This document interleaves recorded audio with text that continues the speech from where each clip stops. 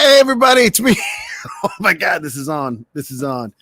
Hey, y'all, it's Truck Stop Mixtape, and we're doing this Bowie thing, and we got so much to do, so much to show you, so much to talk about, and so many cool people to hang with. And what can I say? It's Truck Stop Mixtape.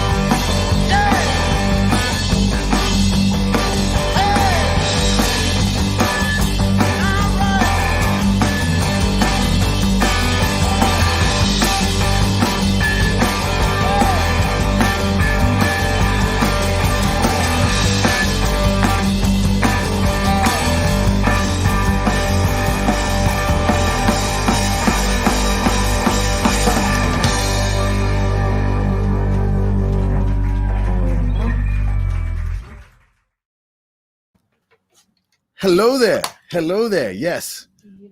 No, I'm good. Thank you. Thank you. We're on the air. We're live. We're live on Bowie night, y'all. And you know what? I'm not going to waste your time. We're just going to start playing some music. Behind me, I've got Jeremy. We are the Shokies. And we're going to do a little Ziggy. Let's do it.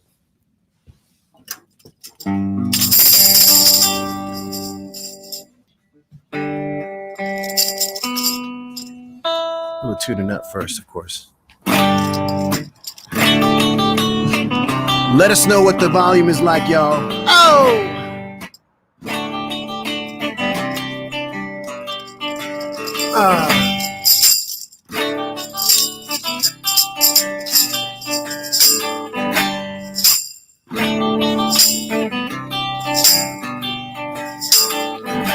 Ziggy played guitar, jamming good with Weird and Gilly and the Spiders from Mars.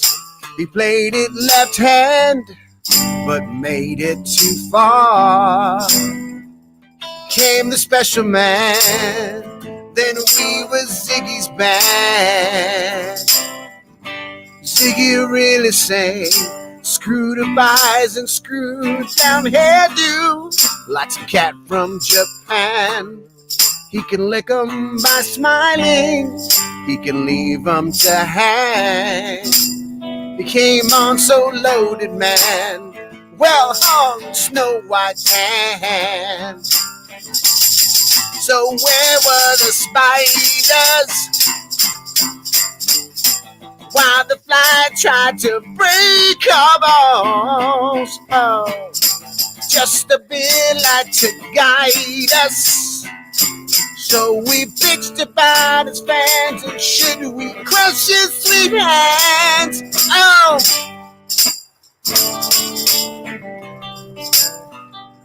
Oh yeah!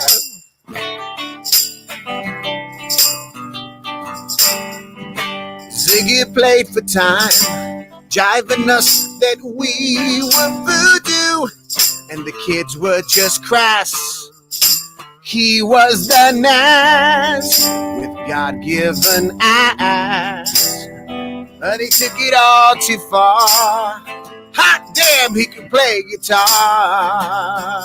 Hey, making love with his ego. Ziggy sucked up and blew his mind. Like a leper messiah. When the kids have killed the man, I had to break up the band. Oh,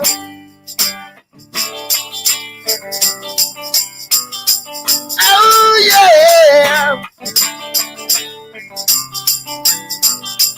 Ooh-hoo-hoo. Oh yeah. Ziggy played on Truck Stop Mixtape.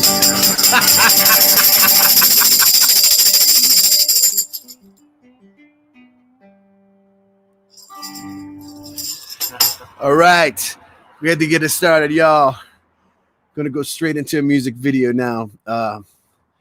Gotta check this out. I'm gonna be talking with the amazing Raquel Sion in a little bit. Here's her doing Rock and Roll Suicide from her show, Me and Mr. Jones. She's amazing. Yeah.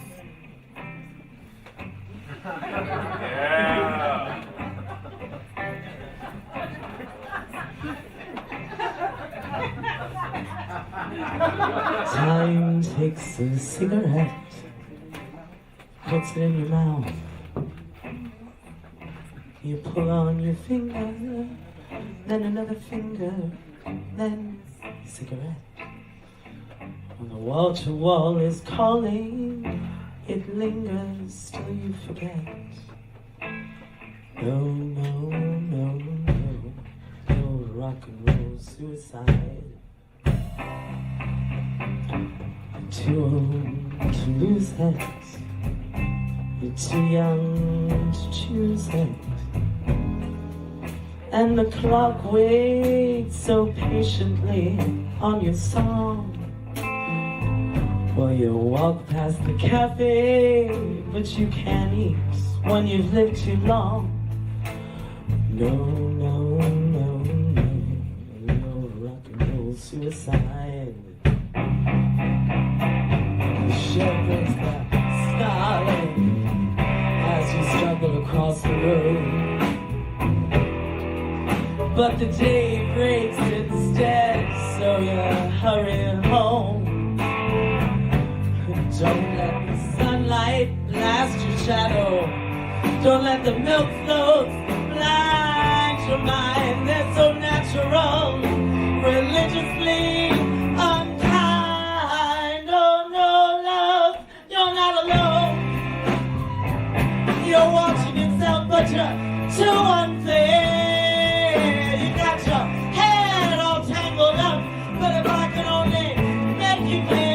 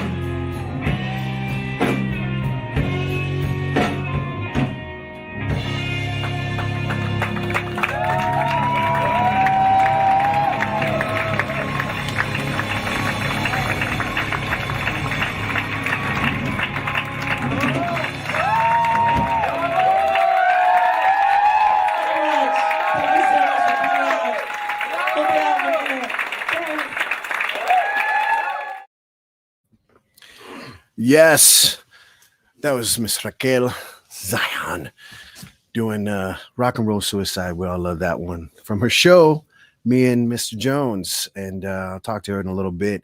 But right now, we're going to keep some live music going. This is The Flow. We're having a little Bowie party. Invite your friends. You know, spread the Bowie love. Let's try this. Well, I might have to keep this one here. Hold on. Okay, go ahead.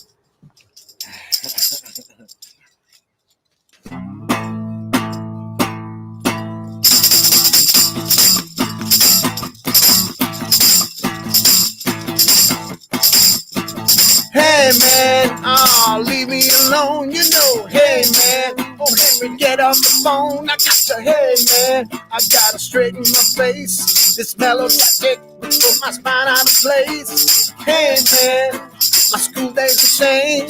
Hey man, my work's down the drain. Hey man, well she's a total blam blam. She said she had to squeeze it, and then she, oh, don't lean on me, man, cause you can't afford the ticket. Back to Suffolk City. Oh, don't lean on me, man, cause you ain't got time to check it. Back to Suffolk City. Out of sight. It's alright.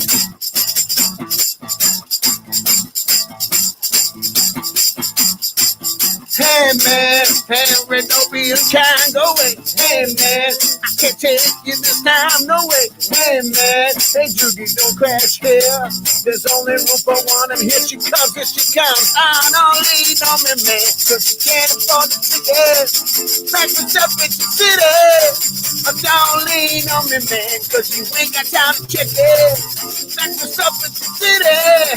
It's out of sight. Ow, she's alright.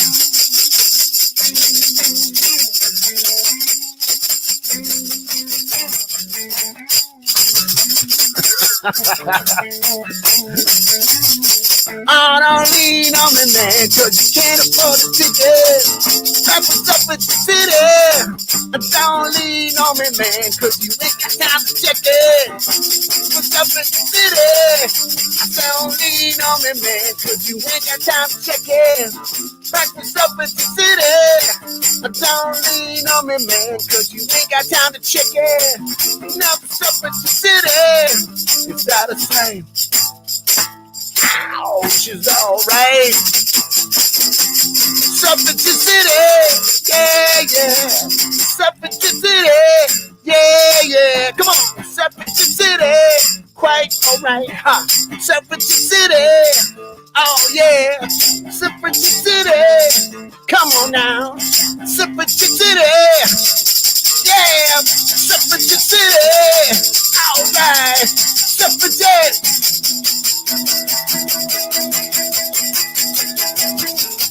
Oh, wham bam, thank you, man. Suffolk City. Yeah. Suffolk City. Quite alright, huh? Suffolk City. Oh yeah. Suffolk City.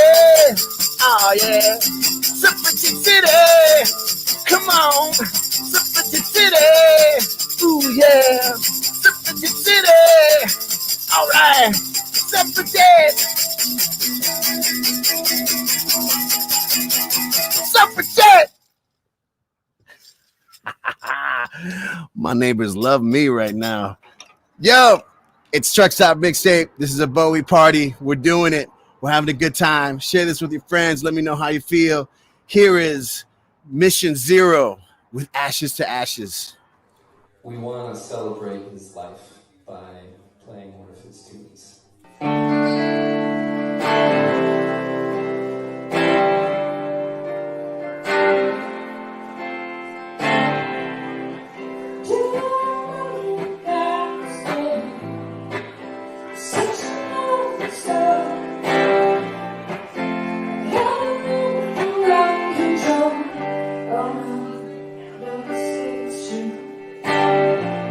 Message on the edge.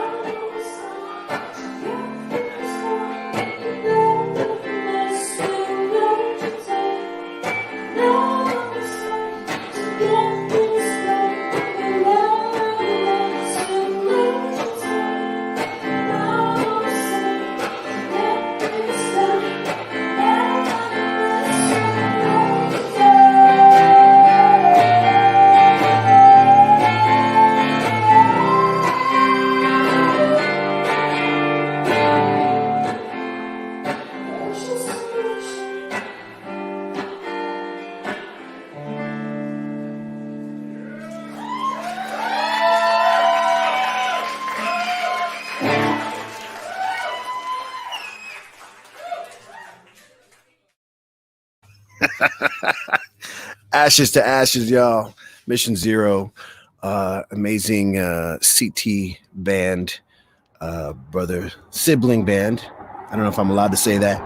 If it was, if I was legally allowed to say that.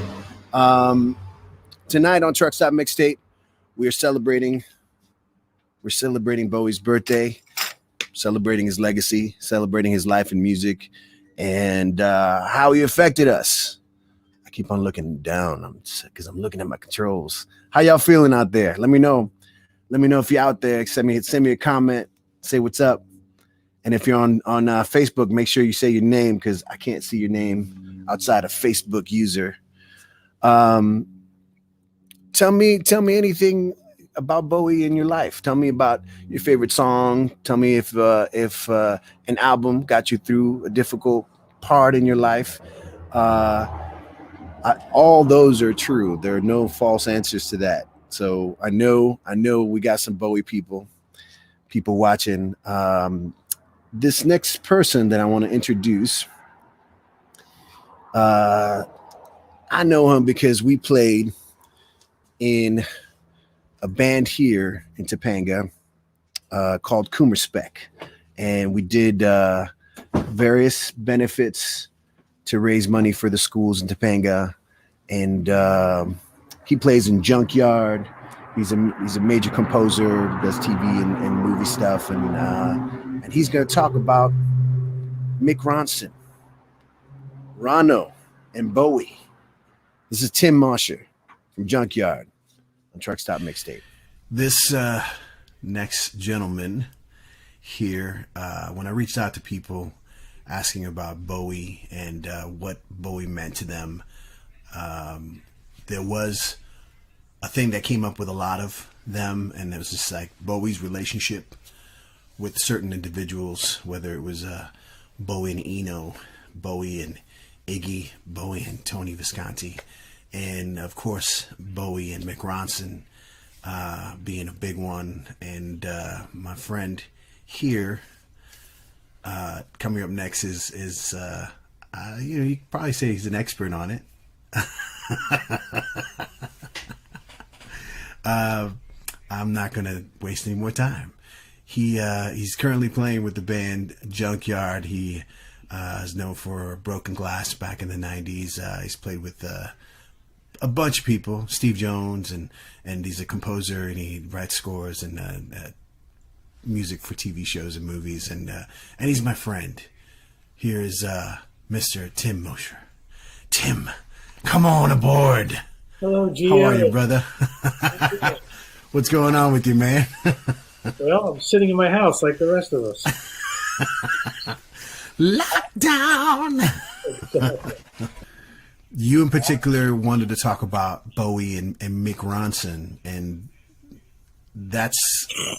there is no more like seminal relationship, and that cemented Bowie as far as for him to be able to do everything else he did after. Yeah. Well, I think one interesting thing about Bowie, he obviously had a great eye for talent because he found guys all through his career that really, most guys like him find a foil and they run with that foil. Yeah, like Mick finds his Keith. Yeah, and even like punk guy, Billy Idol found his Steve Stevens or whatever it is. Like you kind of find a guy who gets your voice and that's what you do. I mean, but Bowie he seemed to be searching for a long time for a guy. You know what I mean? And I think that when he found Ronson, I've heard him, he said, I found my Jeff Beck. Like he found his guitar hero, but he found him in Hull, of all places. I mean, he found Hull, as in War Hull. Yeah, Hull. and then I guess Mick had a lot to do with putting together what would end up being the Spiders, which was a really obviously seminal band that are on. My two favorite records are Hunky Dory and Ziggy Prince. Ziggy's still number one. Yeah. And that era, and I kind of came to that.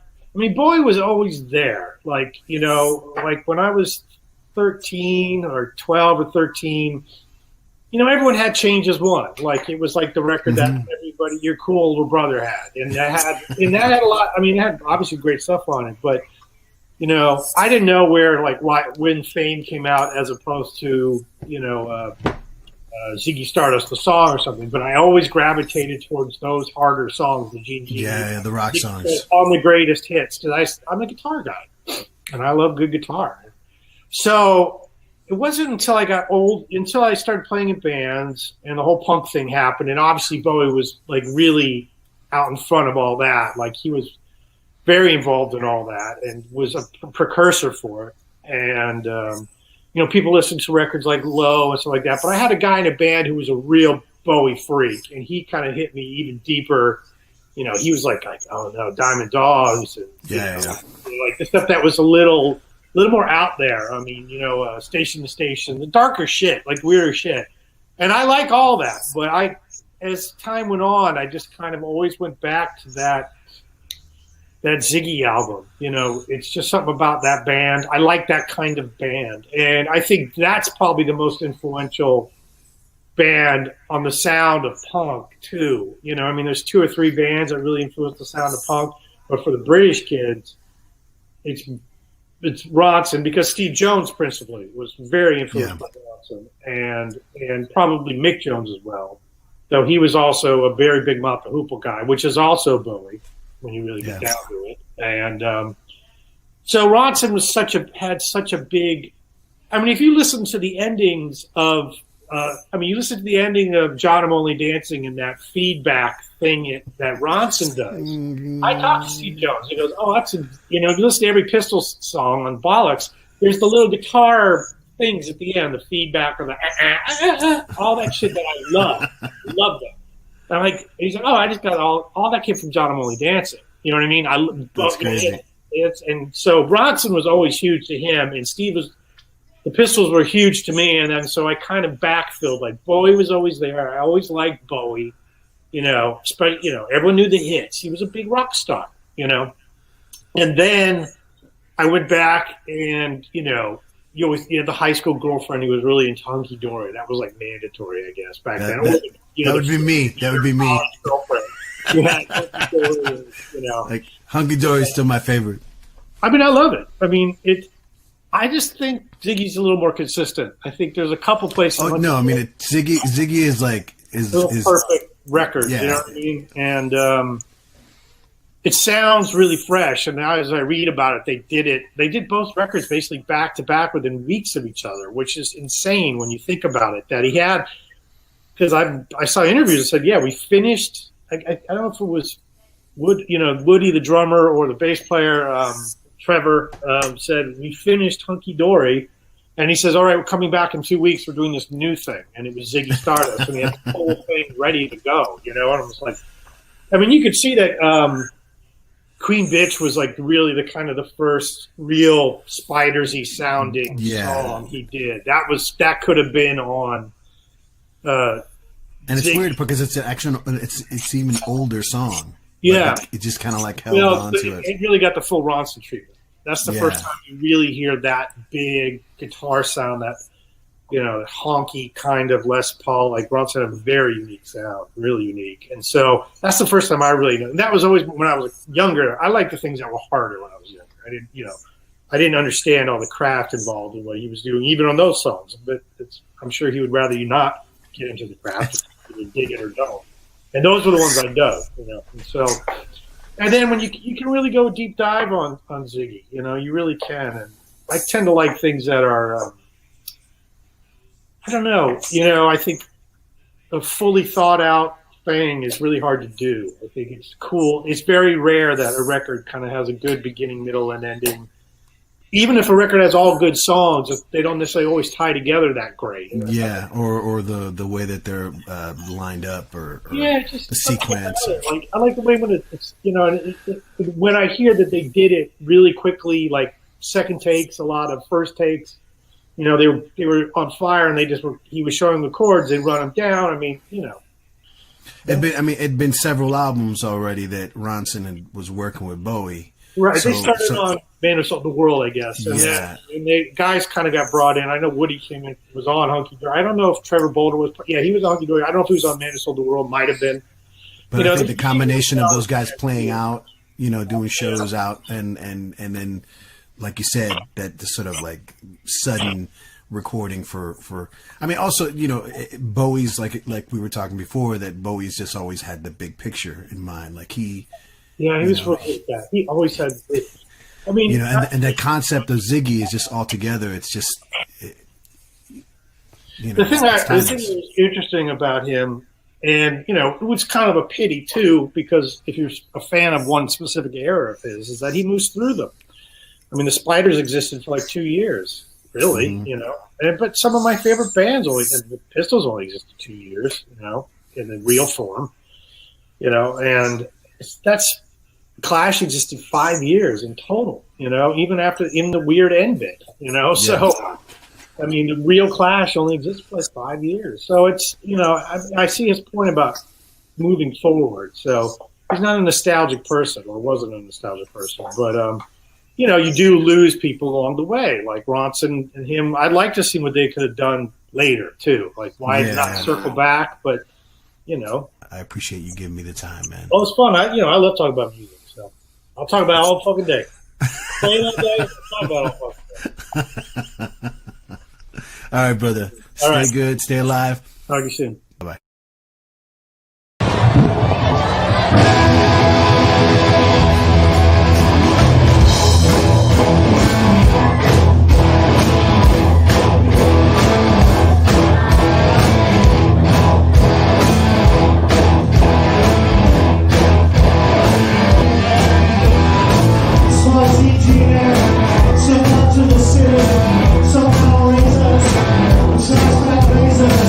Far away us, pulling away us, talking about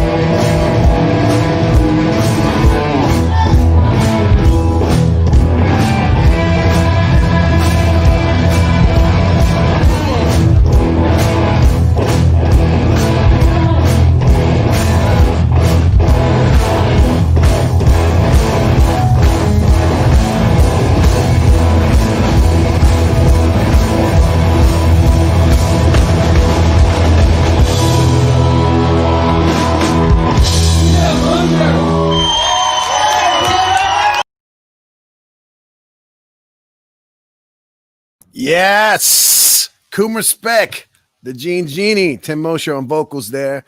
Crazy band. So many people. Stacy, Michael, Kevin, Antonia, Bernie. Dang it. Patrick. Now I can't remember the pianist, the piano player's name. Great band. Awesome times. Tim, thanks for hanging. This is Truck Stop Mixtape, y'all. We're doing a Bowie tribute. I'm feeling the love. A lot of people online here. I got Graham Sullivan checked in. Gives a little comment. It's really long, so I'm just gonna read it. I remember hearing Bowie vaguely on the radio as a child with Space Oddity. I was born in '68 and seeing him on film, in the film The Man Who Fell to Earth, which is just plain weird. But I didn't know of him as an entity until the '80s with songs like Let's Dance. Yeah, Let's Dance is it's a big it's a gateway drug for many Bowie fans. It's the way in, right? That whole modern love era. His film career was more, Merry Christmas, Mr. Lawrence at that point. Yeah, and also a bit weird. So the funny thing about Merry Christmas, Mr. Lawrence, I agree with you 100%, Graham, because I was a big fan of that movie, that soundtrack, the Richie Sakamoto stuff, and then the song Forbidden Colors, which is the lyric version of the song, the theme from Merry Christmas, Mr. Lawrence, that was sung by David Sylvian. Now, for a few years, I thought it was David Bowie. To me, it sounded like David Bowie, but maybe someone else out there might agree. But I was schooled a little later. By the time I was 15, I found out. But hey, man, I was a fan. The man was definitely a legend. And I want to say some shout outs real quick to all the people who were checking in. Michelle Butler, Kurt's going to be on here a little bit, talking a little bit about the stuff that I just mentioned. Let's Dance. Trisha Cruz, Michelle Butler, Heather Murphy, who introduced me to Raquel, Greg Hernandez, part of the COVID brothers, COVID bastards. Alex, Monico, Tia Raisa, mi tia, is watching. Kamora Harrington, lady, how are you? Fred, yes. FL Jones, Albert Trejo, Larry Broder, Larry, Señorita Valentin, Lionel Max, Mr. Pasamonte, Deb, Al Hernandez, Jose Vergara, Jennifer Butler, Adrian Flores, Graciela Acosta. Woo, girl, we go back from DR. Oh my God. Yvonne.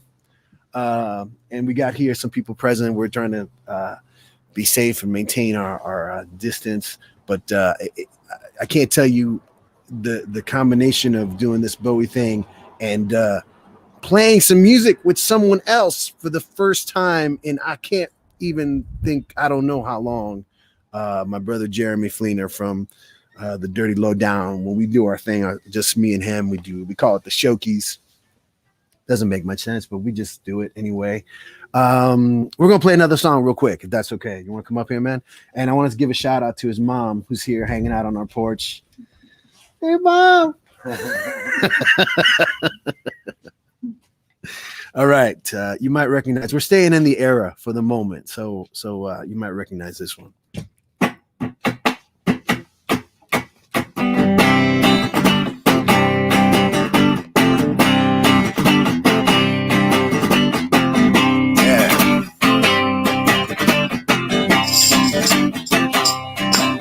I'm up on the 11th floor and I'm watching the cruisers below. And he's down on the street and he's trying hard to pull Sister Flo. Oh, my heart's in the basement. My weekend's at an all-time low. Cause she's hoping to score, so I can't see her letting him go. Walk out of his heart, walk out of her mind. Oh, not her, she's so swishy in a satin and tan, in a frock coat and bibbidi-bobbidi hat. Oh, God, I could do better than that.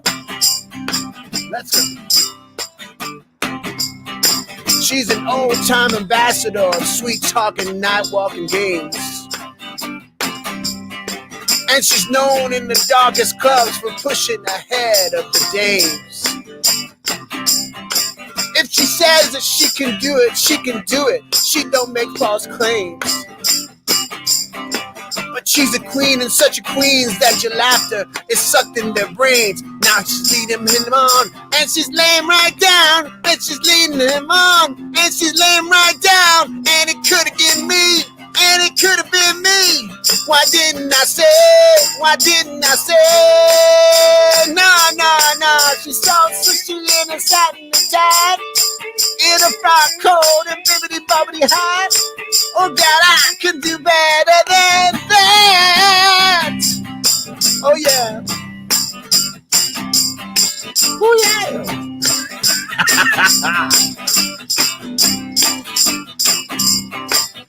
I say lay down a while and I gaze at my hotel wall. Oh, the cot is so cold, so don't feel like no bed at all. Yeah, I lay down a while and I look at my hotel wall. And he's down on the street, so I throw both his bags down the hall. And I'm phoning the cab, cause my stomach feels small. There's a taste in my mouth, and it's no taste at all. Could have been me, oh yeah, it could have been me. Why didn't I say? Why didn't I say? No, she's so swishy in a tuck down the dad, in a frock coat and bibbity bobbity hat. And no, I could do better than that. You betcha. All right. Oh yeah.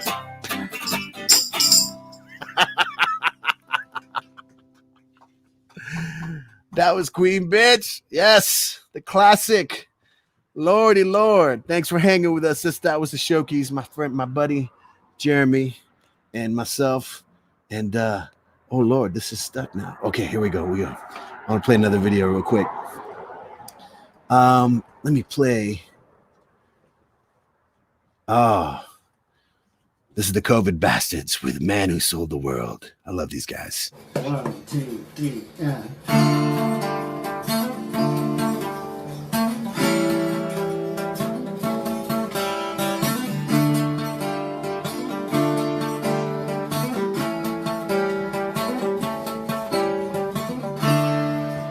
We pass upon the sand, we spoke of was and when, although I wasn't there. He said I was his friend, which came as a surprise. I spoke into his eyes, I thought you died alone, a long, long time ago. Oh no, it's not me, I'll never lose control. Your face to face, when the man who sold the world.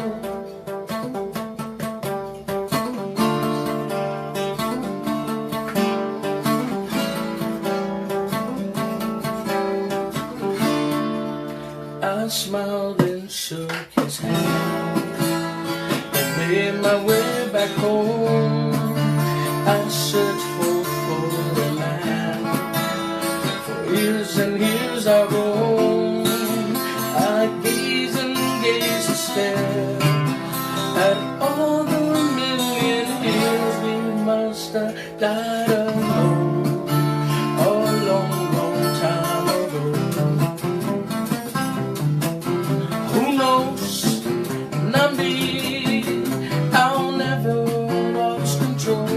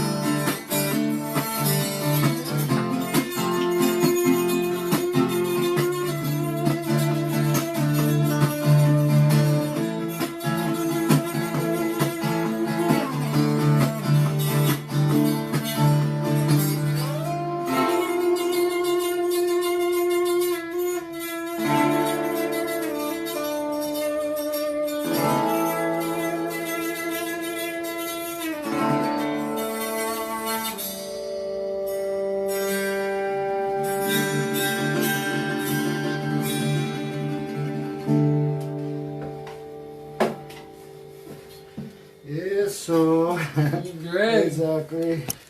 Hello.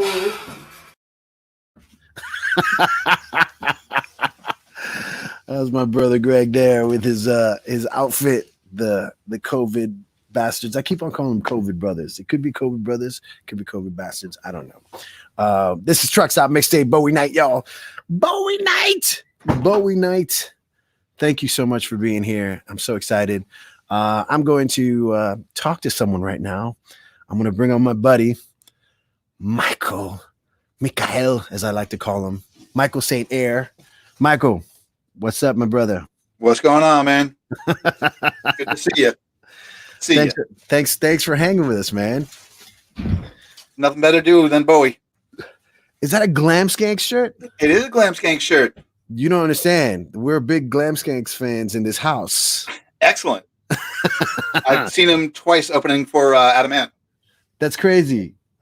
Sarah, are you watching? That's crazy. That's amazing. It was the most suitable shirt I had for tonight. So yeah.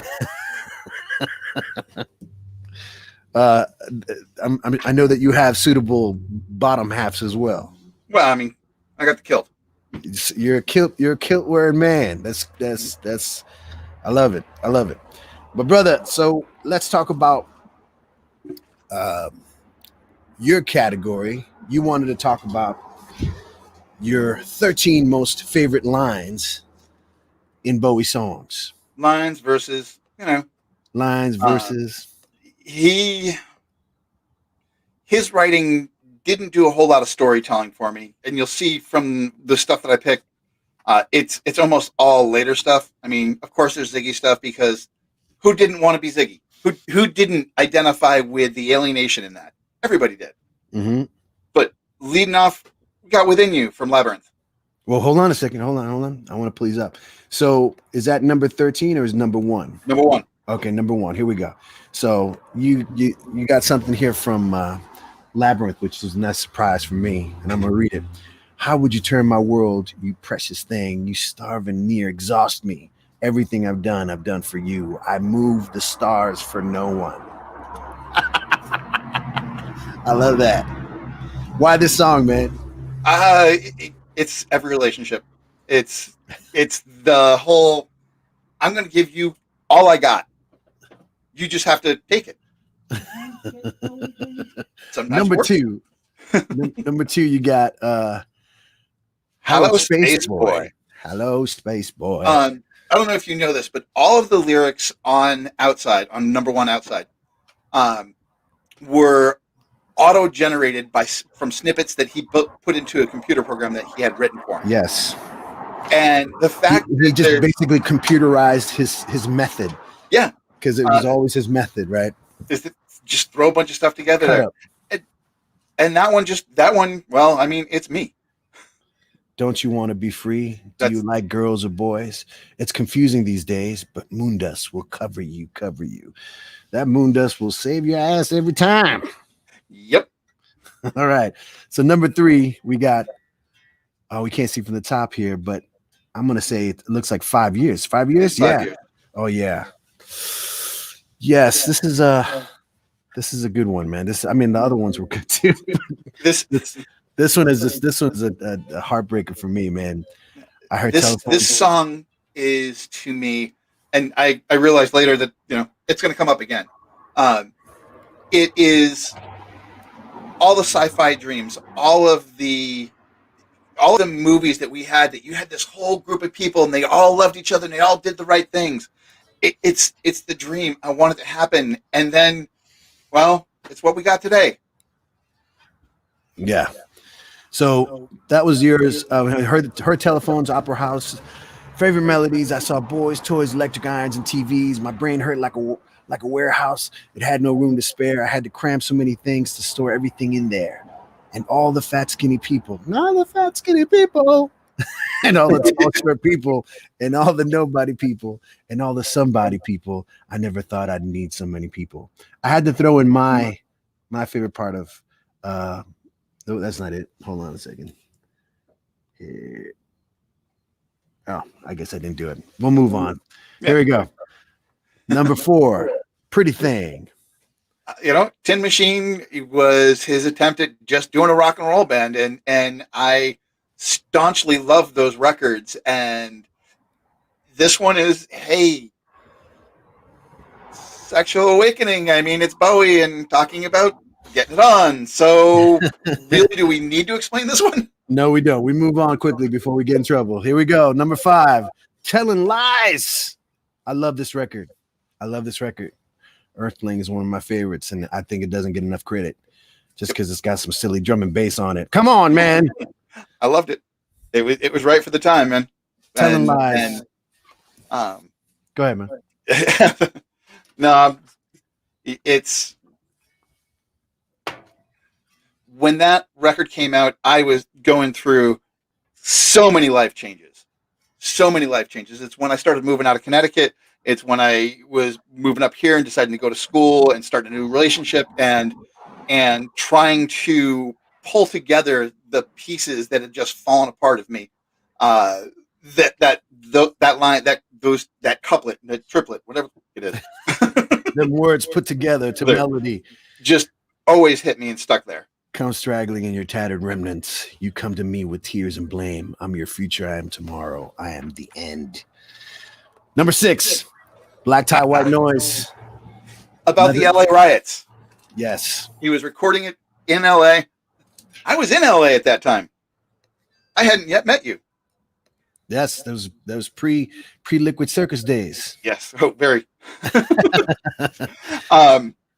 So, there's this echoed through with what my experience was. I'm not too proud to admit that, yeah, like everybody else, I went looting.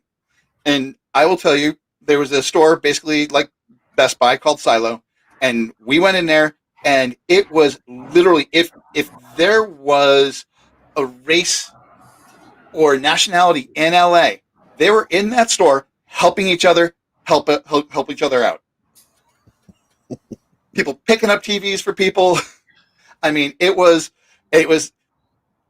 some serious bad stuff that was going down. It was a crazy time. In that space, it was, hey, we're all here together. Let's do this and screw the man. You'd be surprised what happens in the darkest times.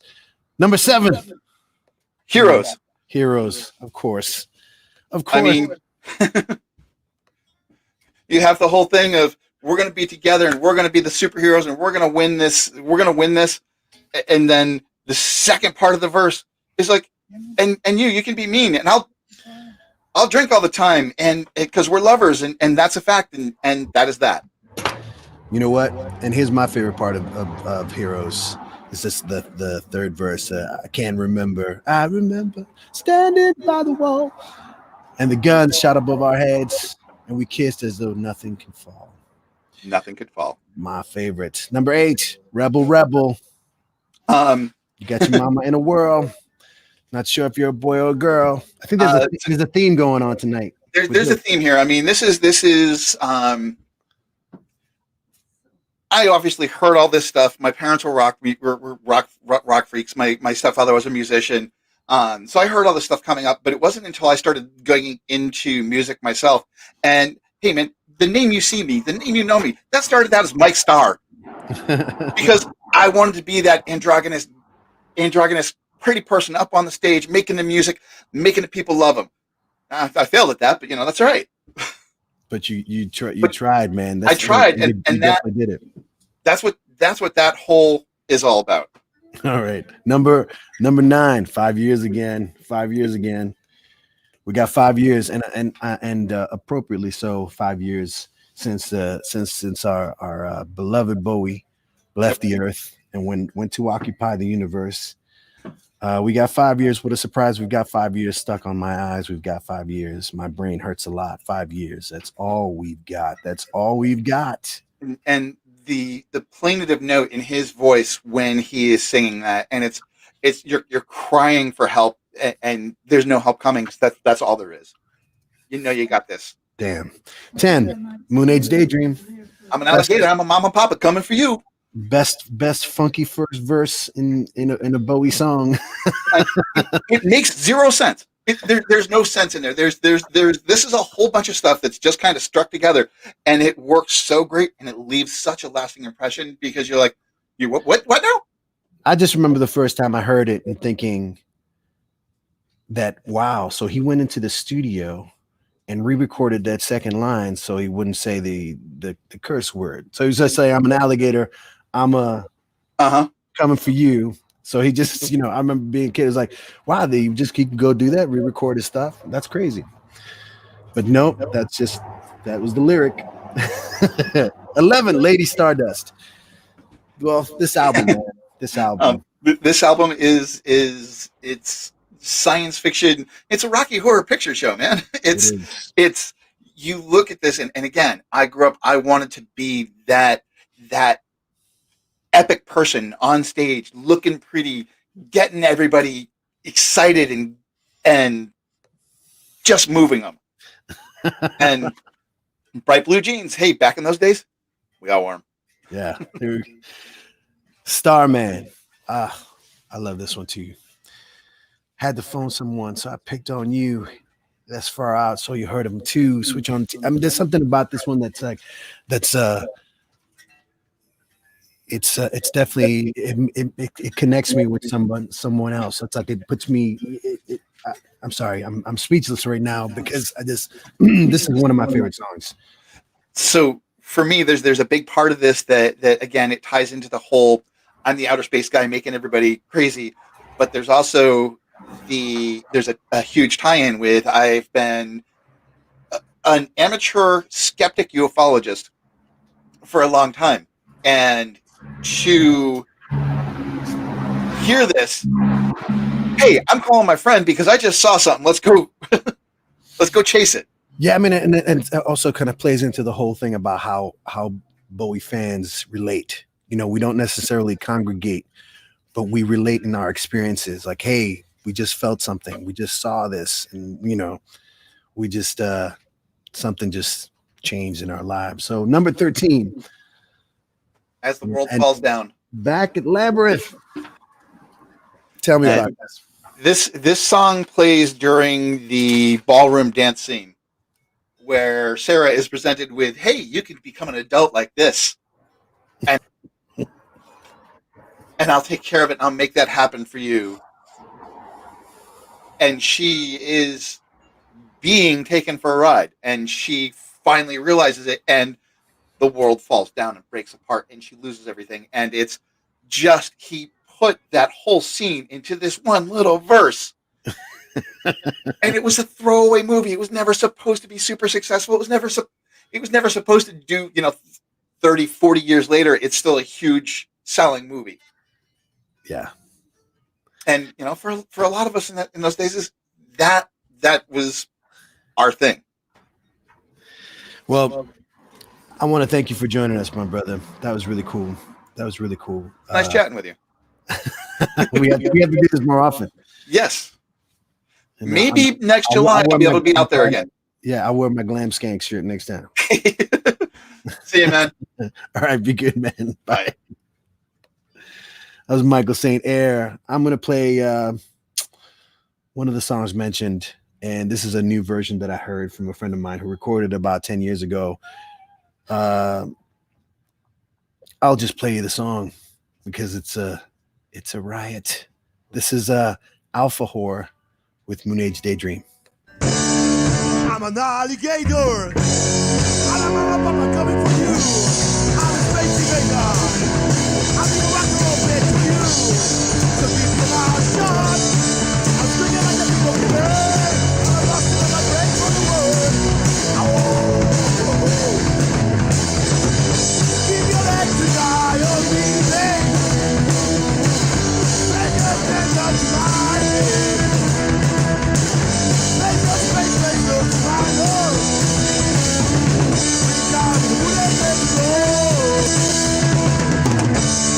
So fake it, baby. Ain't the real thing on me. The church of my love. It's too vicious. Everything you really care. Let it dive into the air. Keep your legs to die.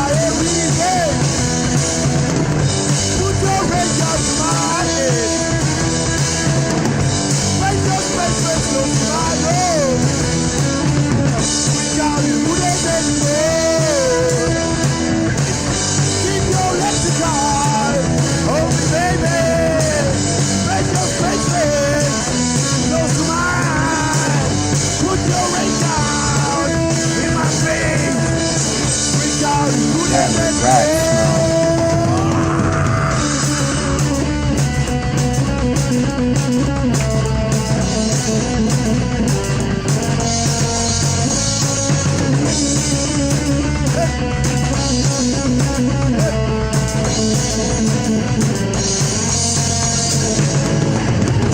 Keep your legs together every day.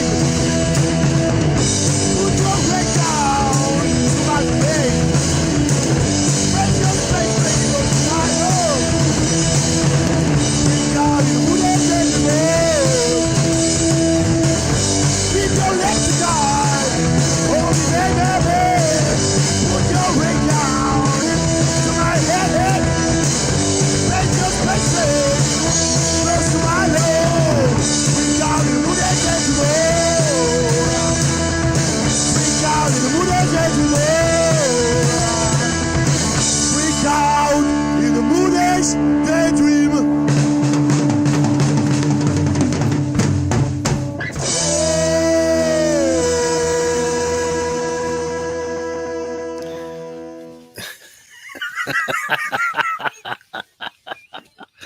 Alpha Horror, Moon Age Daydream.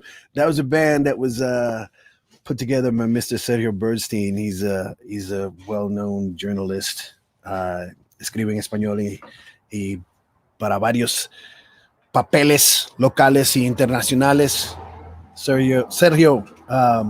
But actually, I think I just outed Sergio because his band name is his name in the band is Broster. The band. They're half from Lima and half from Lima, Peru, and half from Michigan. So you got a little, I don't know which half is Alpha and which half is the other part. But there's Tio Richie on guitar, Broster on vocals, Tony on bass, and Ben on drums. That was outrageous. That was outrageous. I want to do a song right now with my brother Jeremy here with the Shokies. I'm going to do it live. Losing my voice, Lord. This is something off of Lou Reed's Transformer. I'm going to do a Lou Reed tune because Bowie and Mick Ronson had a lot to do with that particular album. They produced it. More Mick Ronson than anything, but still, the vibe is there. Yes, it was. Graham was like, that was fucking bad. It was like a Halloween party. There was Halloween party from, I think, in Boyle Heights. He said London punk scene. Same thing, Boyle Heights. Here we go. This is called Vicious.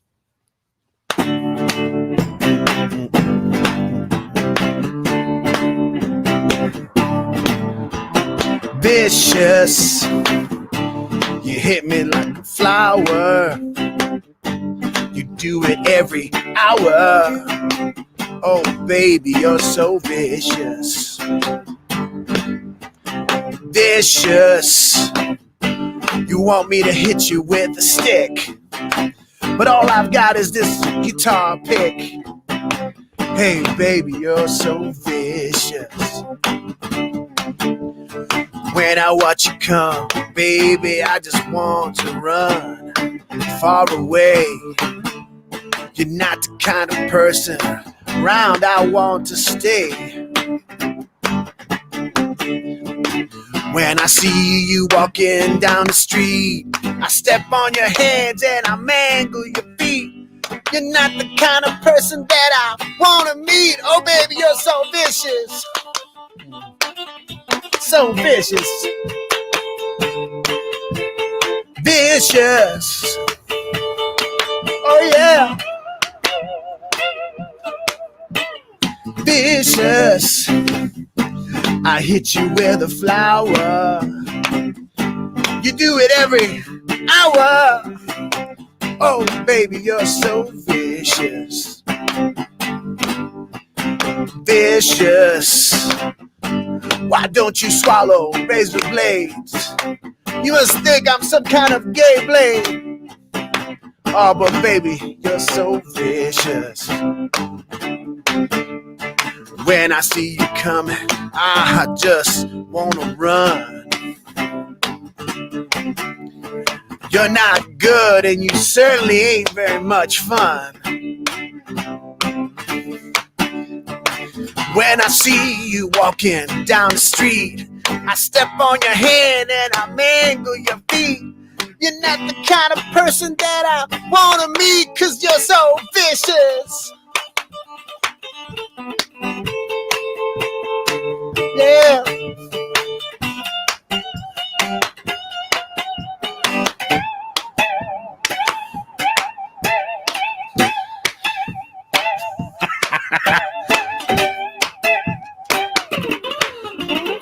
Vicious.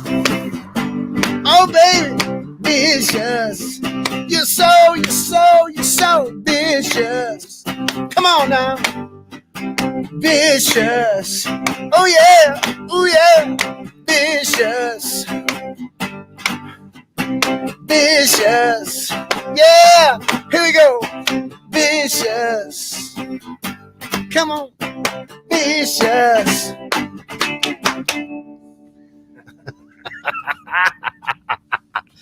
Little Lou Reed action with my brother Jeremy here in the Showkeys. This is us as the Dirty Lowdown doing Starman at the Reef in Palm Springs. And hopefully sometime this year we'll do it again.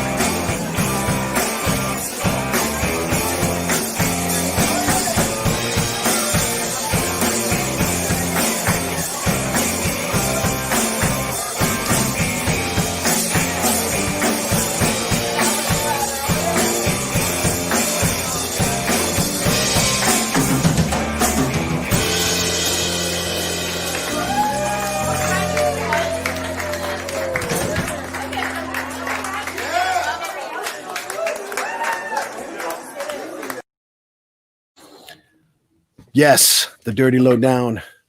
Harry LeJangles on guitar, Nigel Ambrose on bass, Spider McKenzie on drums, and Sweet Lou Montague on vocals. We're going to continue this Bowie party. We got so much stuff. I got interviews. I'm hanging out with people. I'm playing music. And let's do something else right now. We're going to try something right now. Let's do it. Go for it.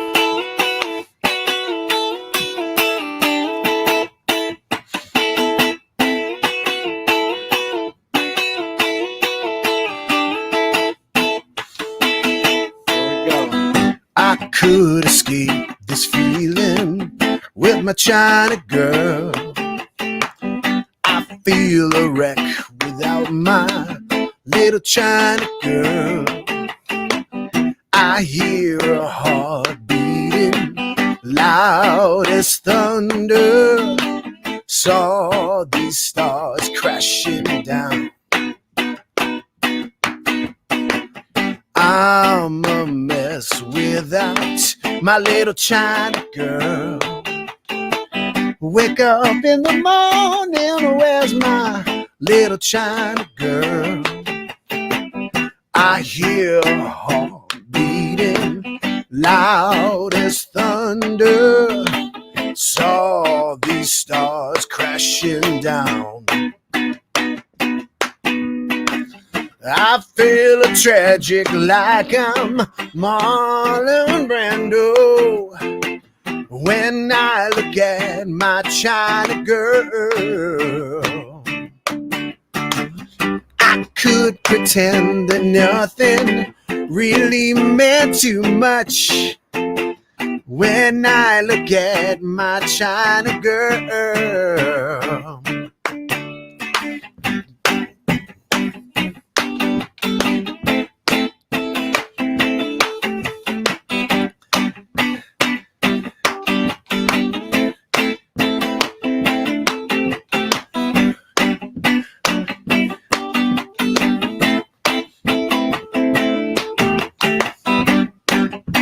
Yeah. I stumble in town. I think it's a different part there. I stumble into town just like a sacred cow. Visions of swastikas in my head, plans for everyone. It's in the white of my eyes.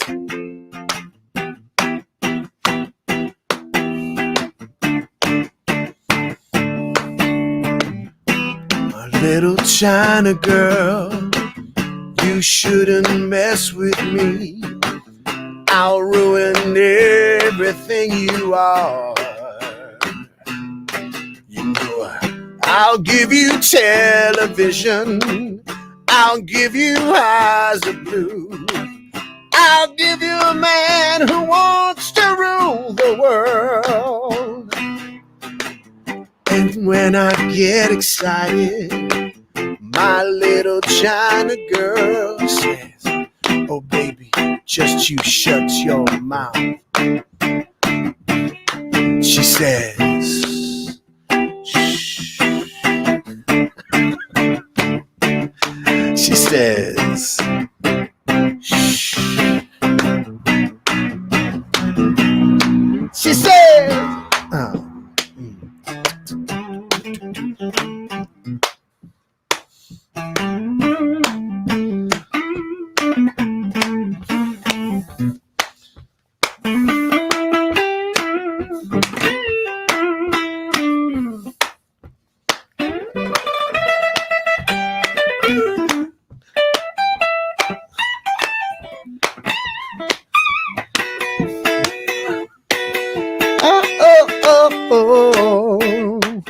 Little China girl. Oh, oh, oh, oh. Little China girl. Oh, oh, oh, oh. Little China girl. Oh, oh, oh, oh. little China girl. Ah, that's cool. We're gonna play another one right quick because we gotta keep this train going. How y'all feeling out there? I got some new comments. What's going on? Oh yes, somebody said shh. Who's doing that? Where are the comments? Oh, I can't see the comments. Dang it. All right. This says Facebook user. Somebody said sweet guitar. Sweet guitar. China girl. Oh, wait. Philip, what did you say? Hold on. Philip says U.S. Festival with the oversized suit. Yes, the US Festival. US Festival. That was the famous David Lee Roth. God the child has got his own. Look at all the people here tonight. Look at all the people here tonight. All right, let's try this. We're gonna stay with the same album. Here we go.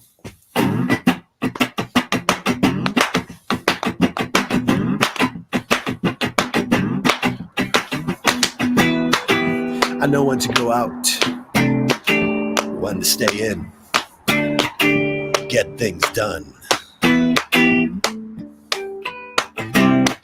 I catch the paper boy, but things don't really change.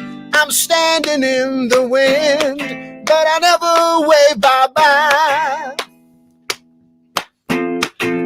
But I try.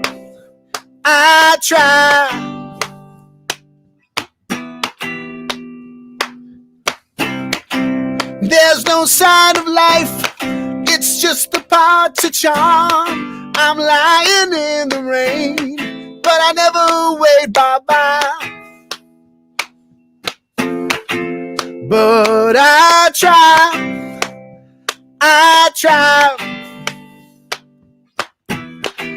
Never gonna fall. Walks beside me, walks on by, gets me to the church on time.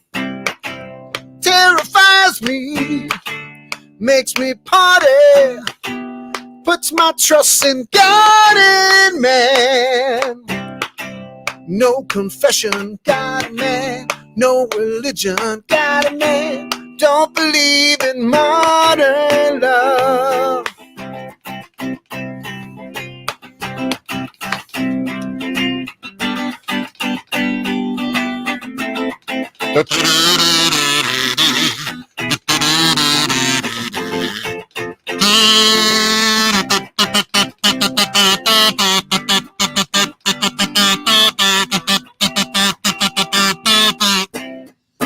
It's not really work, it's just a part to charm. I'm standing in the wind, but I never wave bye-bye.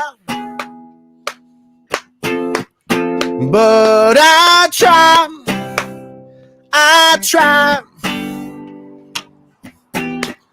Never gonna fall from.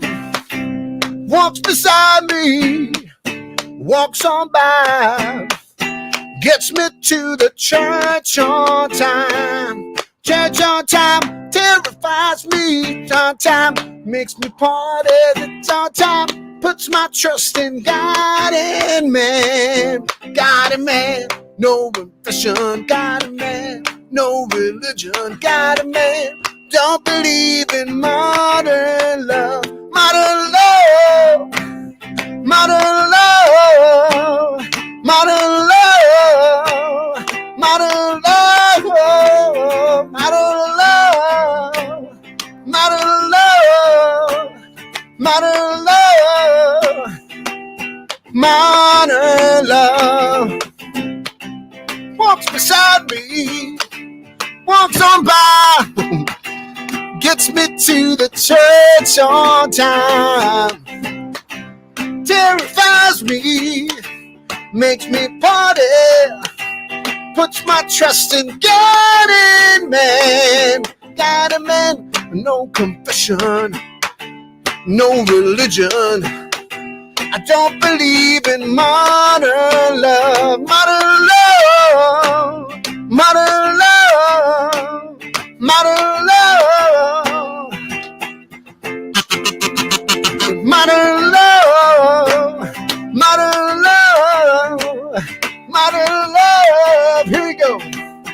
modern love, modern love.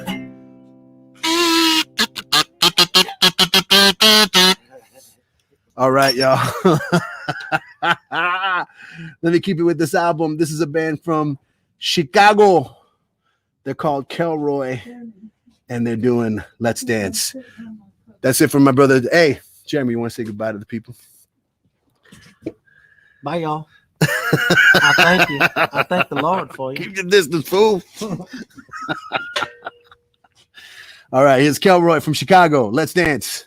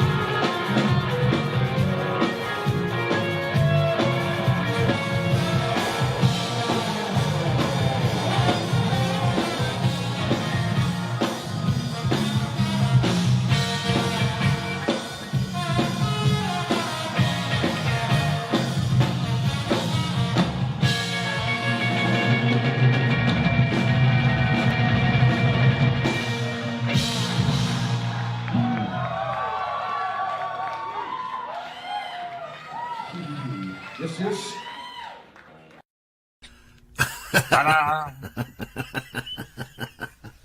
Welcome to the show, sir. Welcome to Bowie Night. How's it going, man? It is going, man. It is You going. are the beefy one. You know, I'm just sitting here watching the wheels go round. And you just had to let it go. Yes, exactly. Sometimes I just keep it, and that's the problem. Anyway, yeah, man, it's this David Bowie day. It is David Bowie, man, y hay que celebrar el señor. Yeah, the White Duke. Really, I was really trying to focus on 1977, which, of course, is a crucial year in the history of pop culture. Perhaps the most influential year, and it's like subliminal, you know, because well, the Summer of Sam, hip hop, punk rock, and then of course that Low album, and then Heroes, which, you know, are by far one of the best, in my opinion, is one of his best work, you know, and this both things happen after, like, he was preoccupied of how his career was going to go and where it was going to go. And it's interesting how he takes a back seat in a lot of these tracks. You know, for example, one of my favorites in Low is that track called Warsawa, which pretty much he's not in it. It's basically 4 notes that I think Visconti's kid or somebody in the studio, somebody's kid was playing on the piano, and they reproduced that and then put all these layers, and all of a sudden, you know, Bowie, I think it wasn't on the studio, and came back and started just doing this gibberish over it, you know, like that's not even a language. There's not even you know, anything. It's just a made up language. And it's like there's a very beautiful part there, because everything is like in the major key, and then it goes into that minor chord, and it just hits you with all these layers of keyboards and stuff, and it's just a beautiful track. And you know, that came out, it's beautiful drama. Beautiful drama. It came out in the very early 1977, and then he went and toured with Iggy Pop, and then he did Heroes, which, Such a crazy period. It's a crazy period. You know, when you really think about, you know, Bad Bunny, who put out all this music, and then you compare it to David Bowie putting out the same amount of music. Coño, me va a cagar el show. It's kind of crazy. Well, you know, that's the thing. It's like he was so prolific. I gave you my top 5, and Warsaw was definitely like number 1. Let's go through that top 5. It was a perplexing list to me, because there was some other stuff that okay. To do with. Yes. And you have to explain. And it does. So you have Warsaw. You have Sound and Vision. Sound and Vision is in my top 10. I love Sound and Vision. The most interesting thing to me in Sound and Vision is that spray. That's and that spray, it's funny because it's on beat 3. So it's like dum, dum, dum,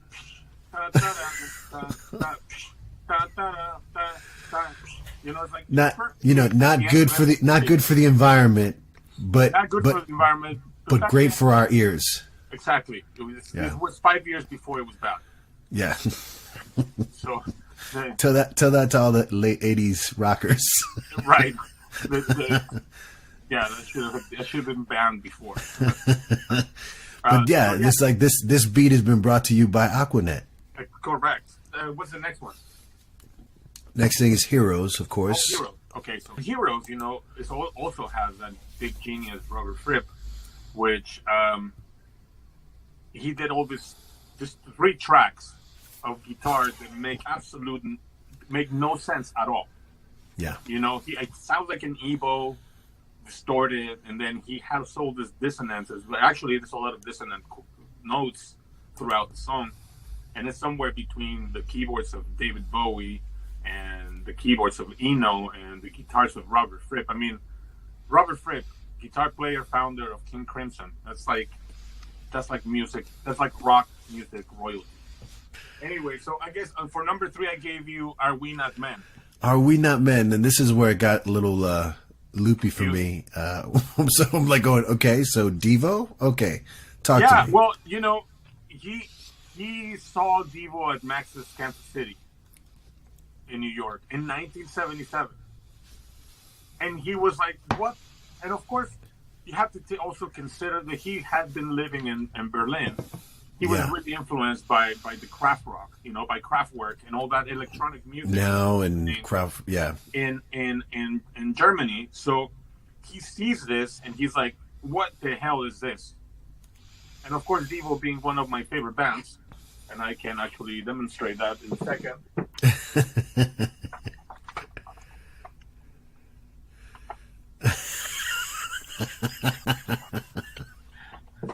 He set out to. He actually said, I think, verbatim. He said, "We are going to sign Devo, and we're gonna record him, produce him in Tokyo." And of course, that didn't happen. They actually went to Germany, and Mike Mothersbaugh, which I'm a big admirer of, he arbitrarily removed all the tracks that Brian Eno and David Bowie did. And not too long ago, he said he actually went through the tapes and realized that there were a lot of tracks that they did, including backing vocals. So apparently there are recordings, and I hope that they are released with their versions, because there is a Brian Eno mix, and there is the Devo mix, which pretty much kicked them all out. And I think that the thing with them is that we were preoccupied that they were going to be too associated with them. And I mean, it's a very gutsy, it's a very ballsy decision, to remove the Duke and the King out of your record. Just, it's very, I mean, I don't think it would have affected them. I think their career would have turned to be a different thing. Where are we now? Where are we now? Okay, so that is kind of like going back. He wrote that after a 10-year hiatus, and I guess in a way that was the basically his comeback from when people thought he was retired, and then he released that song out of nowhere and on his birthday. On his birthday, yes. Yeah. And so it's basically a way of healing. Sometimes you write a song and you are putting your heart out and you're like trying to make sense of everything that happened, and you're encapsulated an episode of your life that was painful, and you put it into words and a little melody, and you hope that people connect with it. I mean, this is great because he's revisiting those days, and the things that happened. It's like you're traveling with him to places that he used to go to. And then there's a line that says, "Walking with the dead." And then where are we now? Where are we now? And I think it had to do also with a relationship that, he treasured, and the video is amazing. It's a piece of art. But yeah, that to me, it kind of it just closes that circle of that Berlin trilogy. What's you know the song well? What's the name of the place that he mentions going to? It's like Potsdam. It's Potsdam, and there's the shop. What is it called? I forget, but it's so many. Basically, he's going to El Chopo in Berlin. Exactly. Which, by the way, El Chopo is a very, it's kind of like a Gothic building. I don't know if it's Gothic, but yeah, it's pretty European. Yes, it is. He goes to, he goes to Oxo, and then he went to Sumesa, and then, made a detour to Sanborns. Sanborns. He had some molletes at Sanborn. Bought some bootlegs. Bootleg Kraftwerk albums. All right. Thank you, my brother. All Be right, good. Man. And long live Bowie. Love you, man. Igualmente. Love you too, man. Love you too, man. I'm going to leave now. Bye. Bye.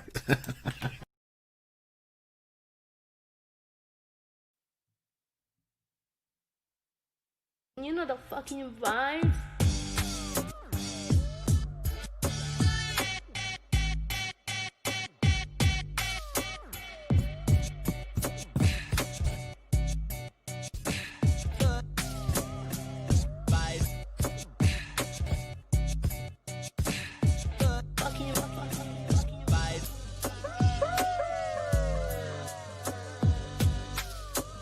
Hey guys, it's your boy, Killer the Answer, and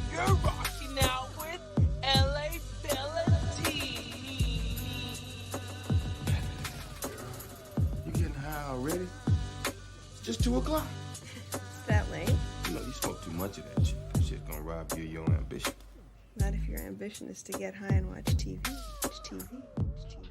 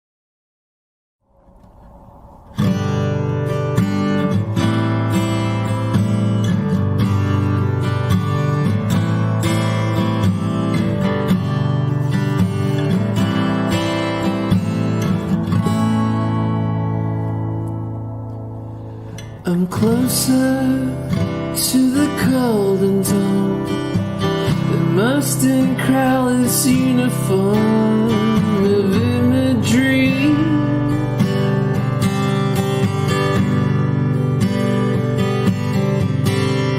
I'm living in a silent film, portraying him sacred round the dream reality.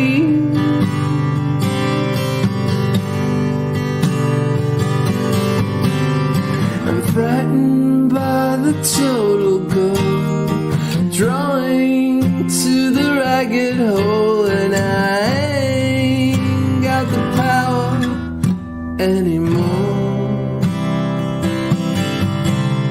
I ain't got the power anymore.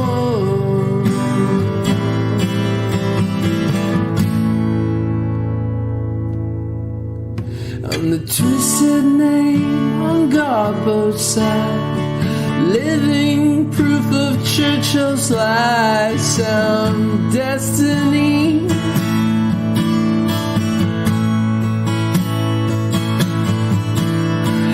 Torn between the light and dark, where others see their targets, divine symmetry.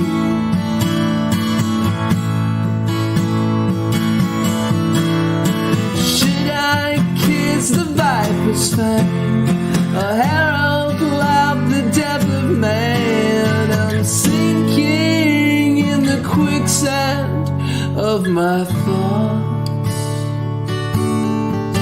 and I ain't got the power anymore.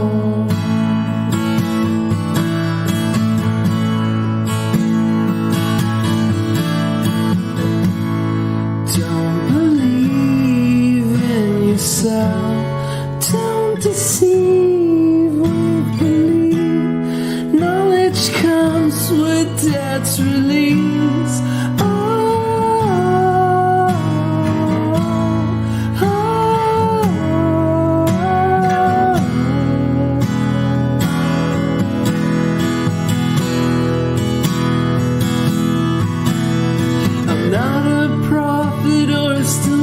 Man, just a mortal with potential of a Superman. I'm living on.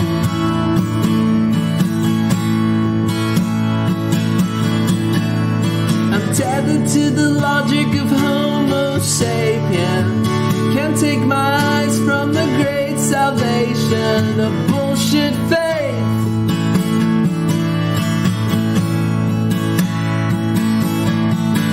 If I don't explain what you ought to know, you can tell me all about it in the next Bordeaux. I'm thinking in the quicksand of my thoughts, and I ain't got the power anymore.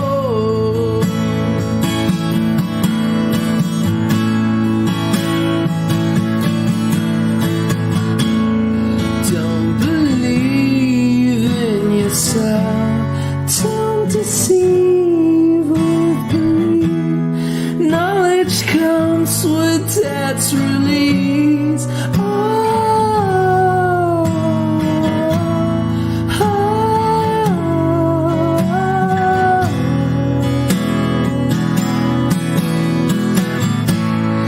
Don't believe in yourself. Don't deceive. With debt's release.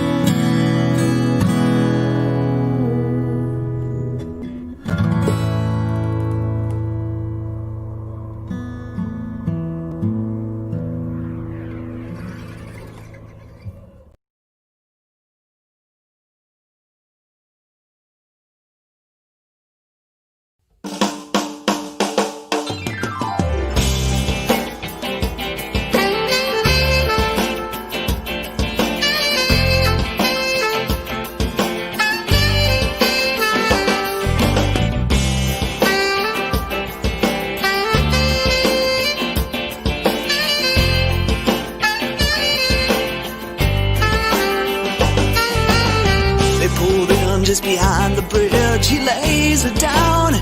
He frowns, gee, my life's a funny thing. Am I still too young? He kissed her then and there. She took his ring, took his babies. It took him minutes, it took her an hour. Heaven knows she'd have taken anything, but all night she wants a young American. Young American, young American. She wants a young American. All right. She wants a young American. Scanning right through the picture window, she finds a slinky vagabond. The cop says he passes a Ford Mustang, but heaven forbid she'll take anything but man is type up for nothing. Misses a step and cuts his hand, but showing nothing, it swoops like a song. She cries, where have all Papa's heroes gone? All night. She wants a young American. Young American, young American. She wants a young American. All right. She wants a young American. All the way from Washington. Her breadwinner begs off the bathroom floor. We live for just this 20 years. Do we have to die for the 50 more? All night. He wants a young American. Young American. So young American. She wants a young American. All right. He wants a young American.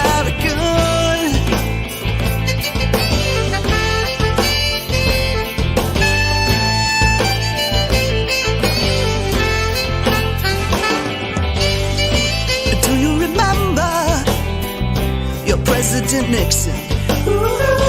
Do you remember the bills you have to pay for even yesterday?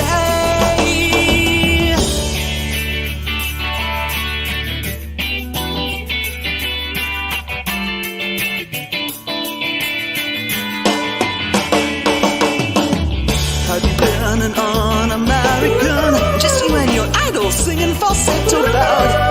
Leather everywhere, and not a myth left from the ghetto. Well, would you carry a razor just in case of depression?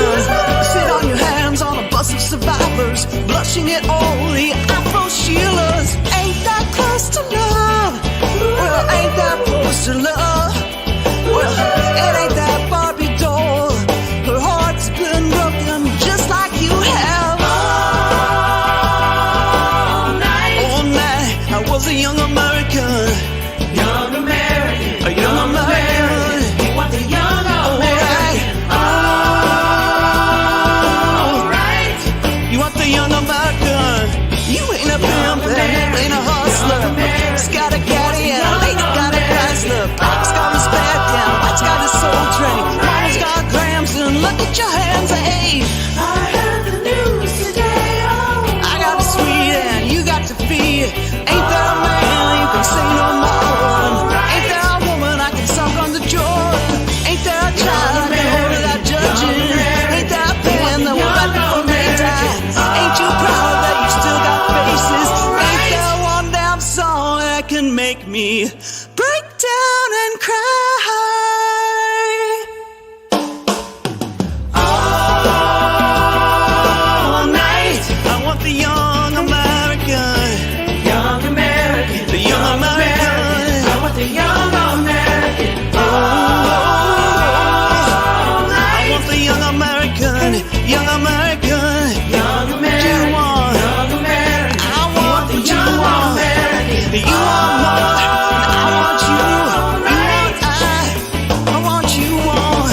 I want what you want, young American. What you want, the young American. You want.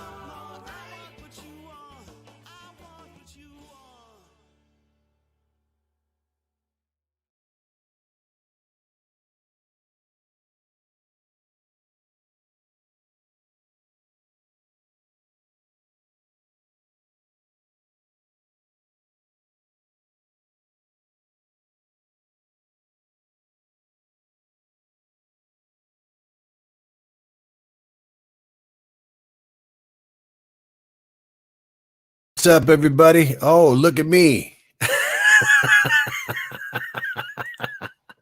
Double time. Welcome back. I hope you can hear me now. Let me know you can hear me. Can you hear me? Can you hear me? Can you hear me? Let me know. Let me know. This is Truckside Mixtape. You know, a little technical difficulty, but we had to figure things out. You know, jumping on different machines and stuff because that's the way it goes. That was Hallie O'Malley. I think it was Future Man Records, Bandcamp. Great voice, great presence. And before that was Cesar Science. Cesar Cyan. Please check him out. Please check him out. Cesar Cyan. Doing Quicksand off my favorite album. Yes. Awesome. Thank you. Toby Kyle in the house saying loud and clear, brother. Heather Murphy saying yes. Michael saying yes. Anyo, what's up, Anyo? So Bowie, y'all. Bowie. Heather, you're here, and I might as well just mention you because when I reached out to people about doing this special night, many folks kind of got back to me and said that they wanted to talk about certain things, and I'm excited and thankful. But you introduced me to Raquel Sion, who has a show in New York called Me and Mr. Jones. She's been doing it for several years, and it's, you know, it's a cabaret style show where she presents events in her life. She kind of talks about things that have happened to her through the songs of Bowie. Let's get to it right away. This is Raquel Sion, and where is she? There she is. Come on, where are you? There you are. There you go. I'm an alligator. I'm a mama papa coming for you. I'm a space invader. I'll be a rock and rolling bitch for you. Bowie is the patron saint of the alienated. There she is. The amazing Raquel Sion, and to the stream. Oh, there I am. Wow. There you are. And there I am, like, with a real makeup artist. And it's been a crazy week. Yeah. But, you know, yeah. I mean, once again, Bowie got me through this. Because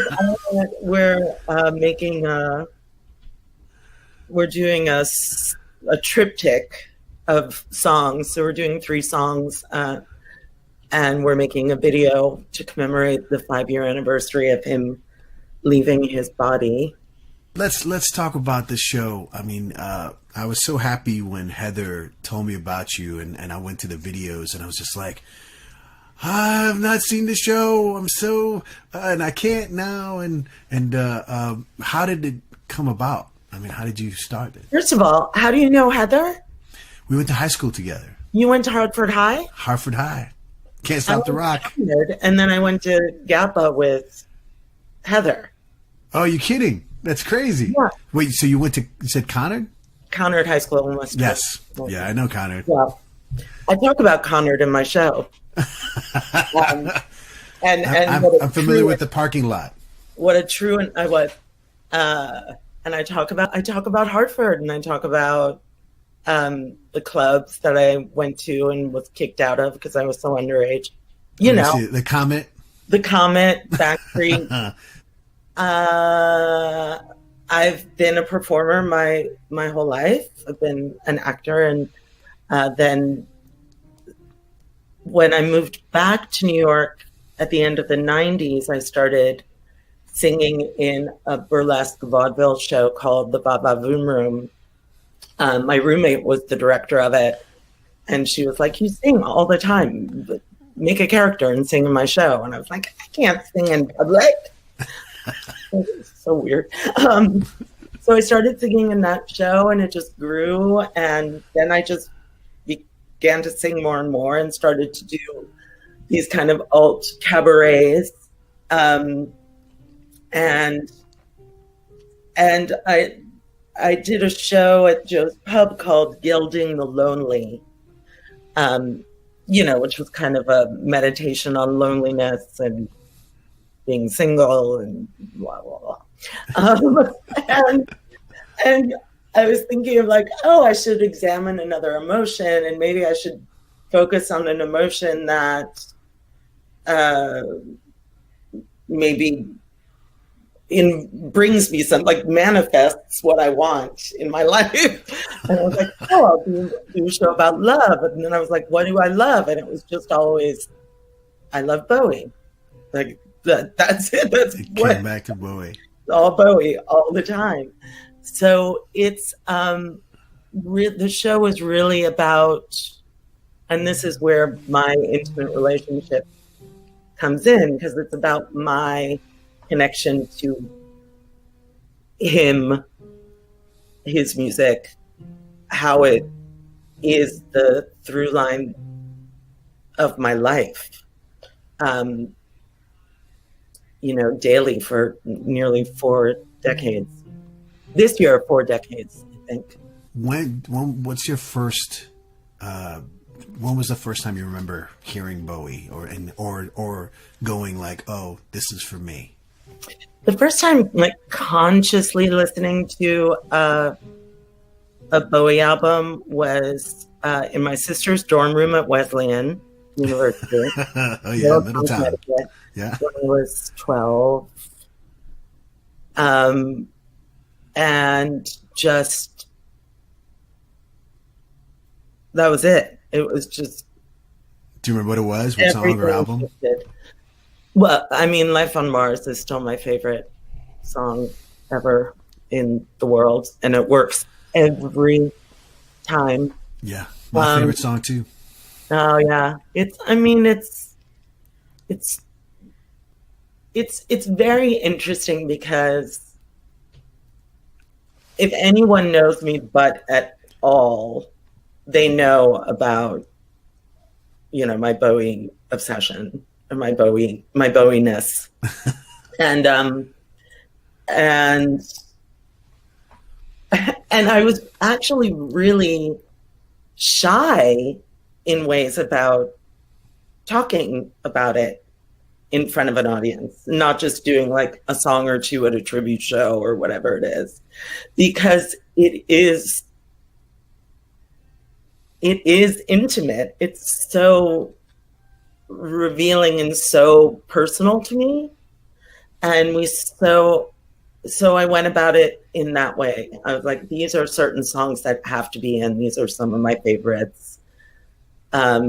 Sometimes the stories that I tell lead to the songs. Sometimes songs have shown up where it's like, wow, I didn't realize that was the song I wanted to close the show with, but there it is. It's interesting.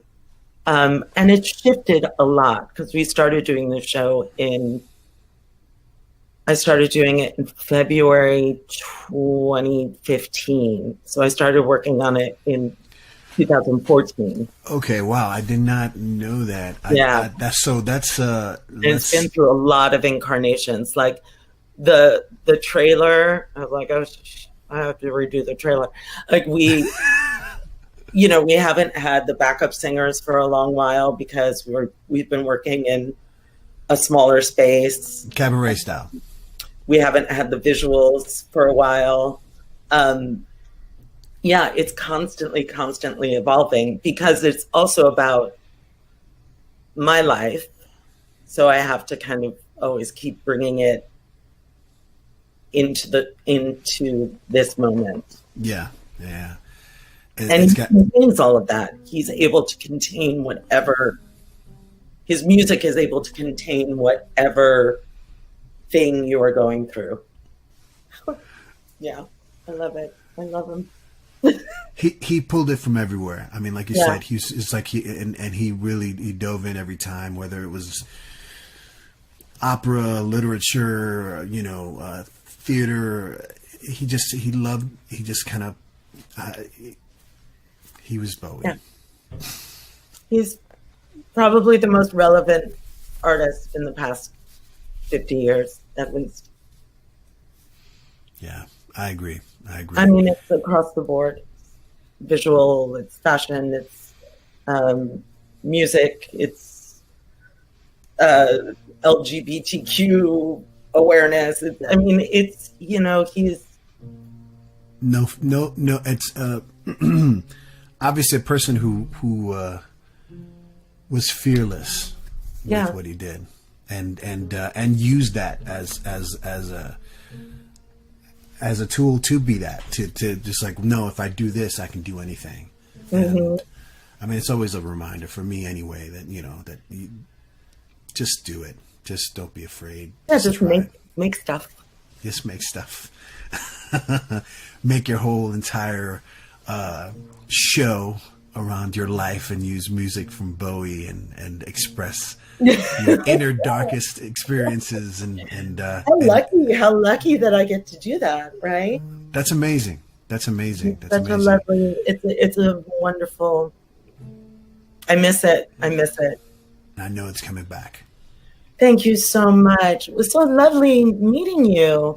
I wonder if we met when I was like when we were both just hanging out in Hartford, like running into places. I'm sure we probably did. I was a little punk rocker girl. I was like a little crazy weirdo. Dressed in black. God, there weren't a lot of us. No. Okay. Be well. Bye-bye.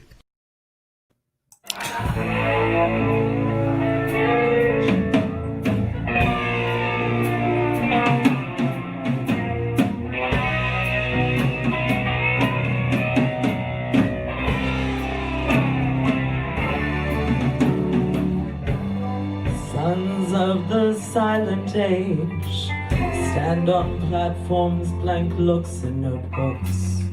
Sit in back rows of city limits, lay in bed, coming and going on easy terms.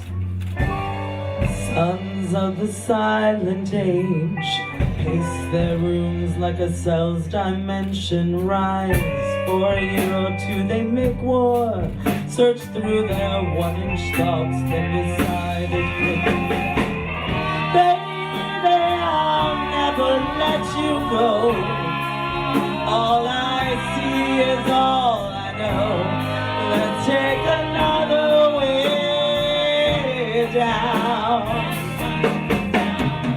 Baby, I'll never let you down.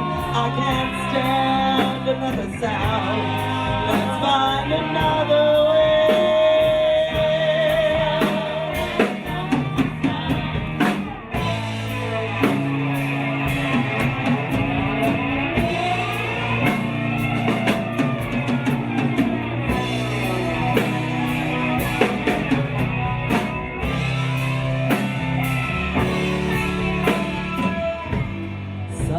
Of the silent age, listen to tracks by Sam Therapy and King Dice. Sons of the silent age, pick up in bars and cry only once. Sons of the silent age, make love only once but dream and dream. They don't walk, they just glide in and out of life. They never die, they just go to sleep. Baby, I won't ever let you go. All I see is all I know. Let's take another way down. Oh, baby, I won't ever let you down. I can't stand another sound. Let's find another way.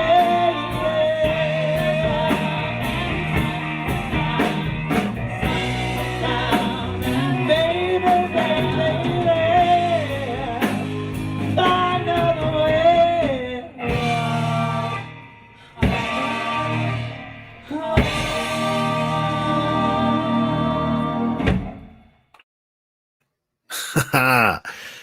Raquel Sion there. Please check her out. Let me get that information back up again. Where is it? Okay. That's not that one. That one. Here we go. Yes. Me and Mr. Jones Show.com. She's got a triptych just a special video that they put together, her and her band and all her people, in support of the theater that they Pangea, I think it's called. I'm getting texts all over. Please support her. Check her out. She's amazing. Let's continue with the Bowie. I want to thank Jeremy for joining me the first hour or so and playing live, giving me that much needed live connection, as self-distance as possible, and safe. I want to thank you all for joining in, because I know you're out there. Let me see if I can find some names. There's nope, not on that screen, not on that screen. Got some more people coming up. And someone talked about Fripp earlier. My brother, who has a show called There Once Was a Note. His name is Michael DeAngelis, and it's on woodyradio.com. It happens every Saturday at 10 a.m. Eastern time. And it's such a cool mix of music. And he plays a lot of independent music, a lot of up and coming artists, and a lot of people who just kind of been playing, doing their thing for a long time. And he knows how to mix it with the classics or the deep cuts, not necessarily the stuff that you hear on the radio, but the cool stuff. And when we talked about this, he volunteered to give me a little Fripp lesson, Robert Fripp. And here it is. Hey, Michael, what's up? How you doing? Doing all right, man. Thank you for joining me. Thank you for constantly being a source of enlightenment and providing so much inspiration for me and Truck Stop Mixtape with what you do with your show. There Once Was a Note, and I really appreciate you coming on and giving me a little Fripp, a little mini Fripp lesson. Right. Well, staying right back at you too for Truck Stop Mixtape, because I think the show is fantastic, and as you know, I pass it around every time you post on Facebook. So I hope more people that, man. Yep. Me too. Thank you so much. So we talked about Fripp, and yeah, please. He was part of the Berlin trilogy. He came in on the second album, Heroes. He wasn't on Lodger. That was Adrian Belew and Carlos Alomar. And then he came back for Scary Monsters, which for me, Scary Monsters was almost like the fourth part of the Berlin trilogy. He didn't really break away from what he did on those three albums. It was kind of like the next logical step. But there are a lot of pieces to that puzzle of how that music happened that seem unconnected on the surface. And it all starts with Les Paul, believe it or not. Les Paul multi-tracked his recordings and wanted to do on stage what he did on record, which for one guy with a guitar is impossible unless you invent the Les Paulverizer, which he did. And I sent you a photo of that. You get the photo of that. And what that was a box that attached to the bottom of his guitar and allowed him to access tape loops of other parts of the performance. So, and he could kick these parts in at any time he chose to. He just pressed the buttons and there it was. Do you remember what year it was that he created this? I don't, because when I looked it up, the only thing I could not find was the year that he created it. But what I did see was that the stuff he was doing with that was also the beginning of the things that Fripp and Eno were doing almost simultaneously. So it wasn't like decades before Fripp and Eno did their thing, but he was one of the early pioneers of that. And what happened with Fripp and Eno was Eno had left Roxy Music. He was out on his own. Fripp was at the end of the Wetton and Bruford King Crimson. It was going to come to an end very shortly around the time they hooked up. They did an album called No Pussyfooting. And it was really the first album of that kind, because what happened is Fripp and Eno kind of took the same technology that Les Paul had going on. But the differences that they made was that Eno would do a tape loop, and it wouldn't be constant. In the Les Paul performances, it would be constant because he's performing a song, and everything's got to go the way that it's got to go. With Eno would manipulate the loops so that he could bring something in, it would fade out, he could change the pitch, he could do anything he wanted with it, and it would be layer after layer after layer, and that's what the No Pussyfooting album is. That led to Fripp eventually going off and doing Frippertronics, and that led to Eno going into his ambient music, which I told you the story of the ambient music. Eno had surgery, and he was at home, and a friend bought him a small phonograph and some records. And Eno's laying in bed, and you know what it's like laying in bed. You don't want to get up and change the records or turn up the volume or turn it down or whatever. And one of the speakers shorted out. So he's listening to these records at very low volume with half the channel coming through. And he said that taught him to hear music in a whole new way. And the way he described his ambient music, which it was music for airports and music for films, were the first two albums to call themselves ambient music. He said he wanted the music to be as easily ignored as it was interesting. that was his label for it. But what it was about... That's not a good selling point, but hey. Yeah, well, I know it worked for him, though, didn't it? It did. But the thing is that this brings in the Bowie trajectory of how this all came together. Bowie had the Diamond Dogs album, which for me was the last Mick Ronson album, even though Mick Ronson didn't play on it. It's an album that Ronson easily could have played on and fits in with Spiders and Aladdin Sane and all the stuff that came before it. After Diamond Dogs, he did Young Americans, which I hate to pick one word to describe the album, but a lot of people do call that his soul album. Correct. While he was doing Young Americans, he was listening to Kraftwerk. And one of the things about Bowie, you can really sum up his career in one sentence from front to back, and that is he paid attention to everything and ignored nothing. And sometimes he would bring in an element and he'd go full bore on it. Other times he'd bring in a little piece of it, a little something from here, a little something from there, or whatever. So he did the Soul album, and while he's doing it, he's listening to Kraftwerk. After that, or during that time, I can't recall which, he goes to Paris, goes to France, whatever, mainly to detox from the Station to Station years. And while he's in France, he's recording Iggy Pop and listening to Kraftwerk, and then he picks up the circus and moves it to Berlin. And that's where the Berlin trilogy happened. So initially, the Low album was Bowie and Eno. They brought in Fripp for Heroes, and then he came back after the third album in the trilogy, Lodger, for Scary Monsters. And the thing that Bowie was doing, and he started this on Station to Station, that's where it really happened for the first time. He was getting away from the 3 to 4 minute rock or pop song where, you know, boy meets girl, has a fast car, gets high, whatever. I might have mentioned to you that I had seen Fripp on Peter Gabriel's first tour after leaving Genesis. And during the concert, he had Steve Hunter in the band, who played with Lou Reed and Alice Cooper. And Steve Hunter is your Pete Townsend windmill, guitar face, leather pants guitarist, right? Fripp sat on a stool, and Gabriel introduced him as Dusty Rhodes, an obscure country guitar player. Okay? They did Here Comes the Flood. And the version of Here Comes the Flood they did was closer to the version that was on Fripp's Exposure album, which had Gabriel's vocals on it. But it took away all the orchestral stuff and the whole big sound. It was very stark and very stripped down or whatever. And there's a part in the song, there's a line, the hollow shoulder across the water.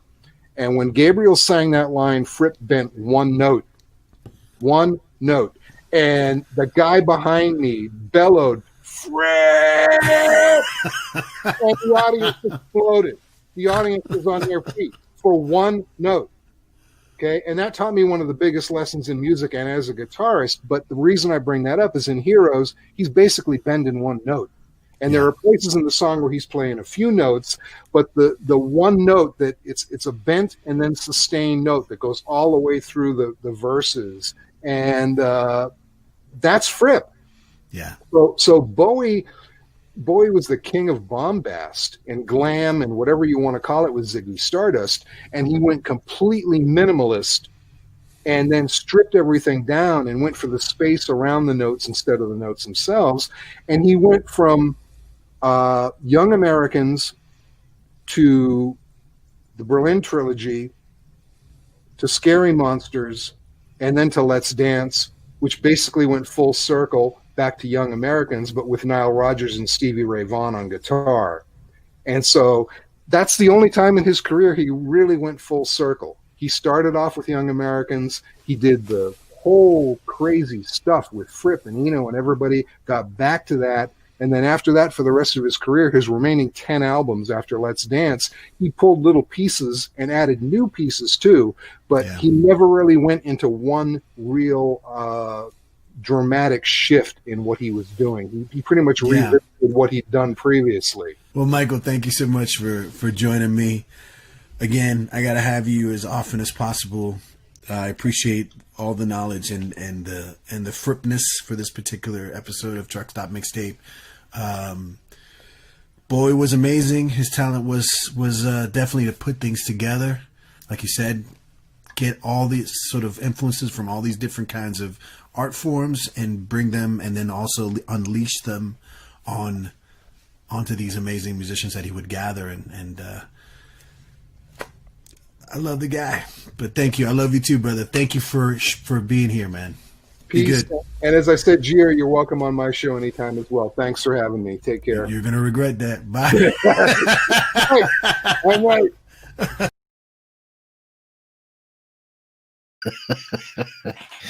He is definitely going to regret that. That's Mike DeAngelis from There Once Was a Note with a little frip action for us. I want to tell you that all the people that I've been talking to tonight, all the interviews, if you go to our YouTube page, youtube.com/Truck Stop Mixtape, it's Truck Stop Mixtape. All the interviews are there, uncut, just raw. And it's like almost every interview is at least 45 minutes, at least. So, you know, if you want anything that you saw that you like, you want to check out more, just go there, go to Truck Stop Mixtape and check out the entire thing. Awkward moments and all. Because that's what life is, right? Just a series of awkward moments with an occasional smile or a kick in the ass. David Bowie night, people. It's David Bowie night. Here we are celebrating David Bowie. I wanted to tell a story real quick. During the Raquel interview, we talked about maybe knowing each other back in Hartford, and I was saying that I was just like a little weirdo walking around the streets of Hartford dressed in black, my leather jacket and my Bowie painted on the back of the leather jacket. Thank you, Jen, for doing that back in the day. I remember, sneaking into clubs underage and, just getting into places like there was one place called the Comet. It was this underneath a diner in Hartford, Connecticut on Farmington Avenue. And those people who know, my friends know the place. Well, it was just a cool place to hang out. It was one of the alternative joints in town, and they'd have live bands and DJs. And one particular night, just as I was kind of coming back into my Bowie thing, just like discovering Bowie again and going deeper into the catalog and getting all the albums and stuff like that, I saw this one cat, a band called Motivate, and Tim Star Wars was the lead singer, and he sang Heroes, and it just completely blew me away. And the band was just so sonically impressive and just loud, and the space is, the Comet was based under the Comet Club was basically a closet and with a little tiny small bar and a stage. And it was just, I'll never forget that moment. Just this guy and this guy singing his ass off. And I reached out to him to see if he had a video of that or from back in the day. And of course, no, because, that was, who knows? That was a gazillion years ago. Video didn't exist then. It was just, there was a guy sitting in the corner drawing pictures of the bands as they played. It was like, here, you'd like a picture? And so Tim was nice enough to just record something real quick. He's on vacation right now and or somewhere visiting family, I believe. And he's like, I have my guitar or I can borrow a guitar and I'll just sing something real quick. And here he is doing Heroes. Just think of me dressed in black, being a weirdo in a bar, underage, and listening to Bowie.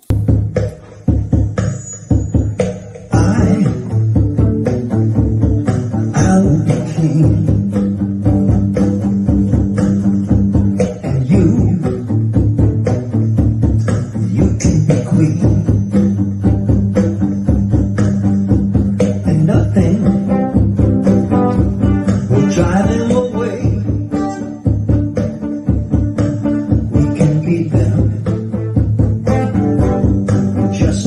day, and we can be heroes just for one day.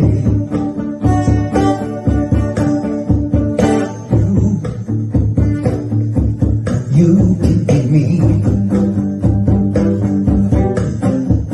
and I'll dream all the time,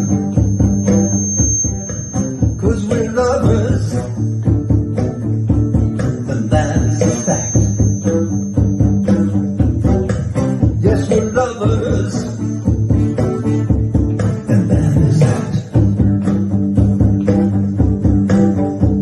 Though nothing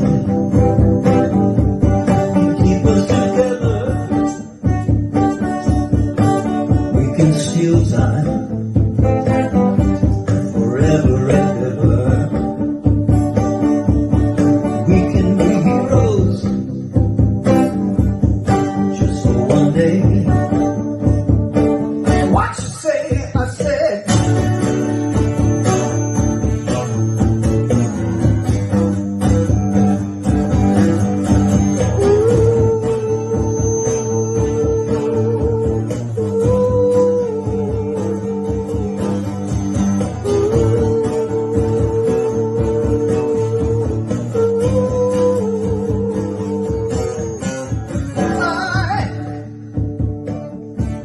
I wish I could swim like dolphins. Dolphins can swim, but nothing can keep us together. We can be them forever and ever, and we can be heroes just for one day. Yeah. I remember standing by the wall, when God shine over our heads, and we kissed as though nothing could fall, and the shame was on the other side. We can be them forever and ever, and we can be heroes just for one day. Yeah.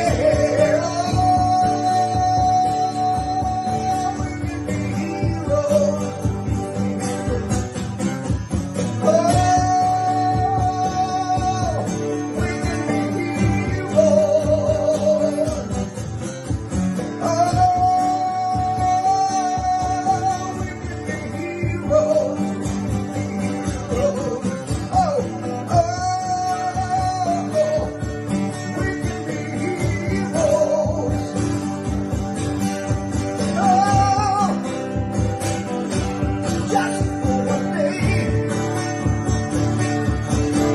we can be there. Just for one day, and we can be heroes forever and ever. We can be heroes just for one day. Yeah, we can be heroes just for one day.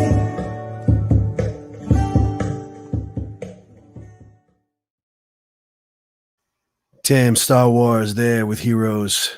Tim, thank you so much for doing that. I know that was just kind of like last minute. He just literally sent it to me a few hours ago. I was just like, I can't believe you did this. Thank you for even doing that, man. You're awesome. You're beautiful. And again, that moment in time, little weirdo 17-year-old Geo in a place he shouldn't be in, but absorbing that energy, man. That was such a solid performance. Thank you. Now I want to go to another band, actually, to a band called Vikingo. Now, Vikingo just released a cover of Space Oddity, and I asked them. Actually, all the people, again, I have to repeat this. All the people that I talked to tonight, there are long interviews on YouTube. They're right there right now on the YouTube page, Truck Stop Mixtape. Go check them out after this. Don't leave us yet. We got plenty of music. We're hanging out, man. We hanging out. So back to Vikingo. I asked the members, and check out their long interview later, but I asked the members what Bowie meant to them, and this is what they had to say. What does Bowie mean to like each of you? Okay, I'll start. To me, Bowie pretty much embodies what rock and roll is. It's someone that you can't define Bowie. You can't put Bowie in a box. Bowie can be genderless. Bowie can, like, one day he can do rock and roll, one day he can do electronic music, one day he can do funk. There's no limits, there's no rules. Bowie is, like, one day he's a man, one day he's a woman, one day he's the Thin White Duke, one day he's City Stardust. It's just he's like everything and everywhere, all at once. There's no putting Bowie in the corner, Nope. Yeah, that's like the same time you would know it is Bowie. Like there's no, like you always knew it is Bowie, and that I think that's the most incredible thing. What Sejo said yesterday in an interview that really stuck with me, said he's like a chameleon and he adapts to so many different styles and genres. Not only like in music, but also visually. Like he was an artist in all the sense of the word. So that's what I admire the most of him. My take is he's a consummate artist. Like, he is an artist's artist. Yes, definitely. Totally. Yeah, I think that in this day and age where we are kind of forced to fit everything into boxes, just like how we are right now. We're in our little boxes, and whatever I want to communicate to you guys, I can move these boxes around. Hold on. For a little spice. But you're moving the boxes within a box, right? Like, little fancy. We can only move our boxes within the boxes, and I think that actually is affects how a lot of the art that happens today occurs, where you are, speaking of music, right? You have to find a genre, right? Because I don't know, Spotify wants you to define your genre, or like all these things, right? Everything has to be. They say pick a lane. It's all drop down menus everywhere you go and boxes, and I think that for me, he was an inspiration in the sense that he was always pushing on those boxes and saying, well, like you guys were saying, right? One day I'm going to be doing this, one day I'm going to do this other thing, and one day I'm going to express my feelings through art or my thoughts through art, and another, through a movie or just a video or the way I'm dressing or a song, or the lyrics. So I think that should be an inspiration for all of us who want to do any kind of art and really, take it with us and use it as a reminder of what art is supposed to be. And keep in mind that it's not just his art. He also pushed a bunch of really kind of radical for their time artists like Iggy Pop. Oh yeah, if it wasn't for Bowie, Iggy Pop wouldn't be there. Yeah, same thing with Devo. Yeah. Devo, Lou Reed. Mm-hmm. Yeah. I mean, his tentacles reached all over the place, and it was all about creating beauty in this world. Because I mean, it's kind of a weird world. Yeah. Well, he was definitely a light. He was a star in this world and guided us all. What's next for Vikingo and everybody? So we have a bunch of songs ready, or almost ready.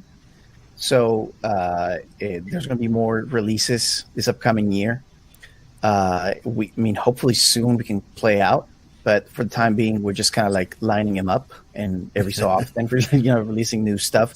I don't really know this, but basically everyone in the band here is like a producer, engineer, something. So we're just everyone's got their something. Everybody has a bunch of different hats. So we are in that sense very self-sufficient, so like, well, somebody's mixing something, somebody else is writing a song, and somebody else is, so that's been really cool. And Nicole, I think you have some music that you're releasing soon too, right? Just as a solo artist. This is my first release as like my new project, Nicole Jadad. Previously, I produced with Seho and Danielle as Coco Jadad, another stage name. But right now, I'm finishing up a new record I'm planning for it to be released mid this year. But it all depends on, what happens with the world, because I want to play, I want to do a bunch of stuff, travel. So we're planning on it, but there's going to be a bunch of releases in the next couple months. So it's pretty exciting to start the year doing this awesome project with friends, people that I love and that I worked with for the past, 6 years, and start up new. So it's really exciting.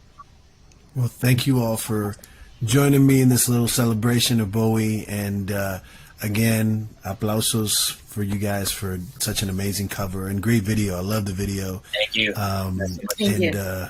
Much love and much luck to Vikingo and all of you. And may you live the most Bowie life possible.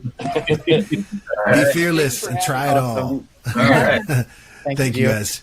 Bye-bye. All right. Cool. Take care.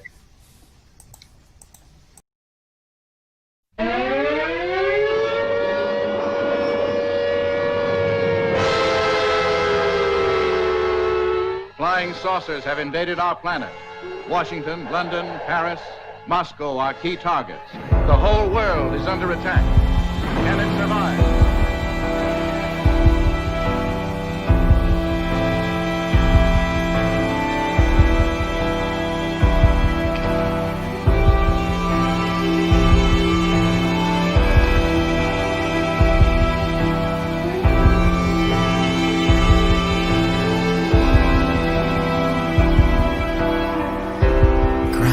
To Major Tom.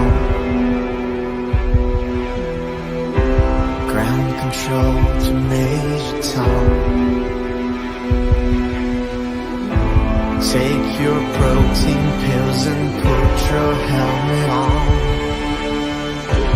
Ground control to Major Tom. Commencing countdown, engines on. Check ignition and may God's love be with you. Lift off.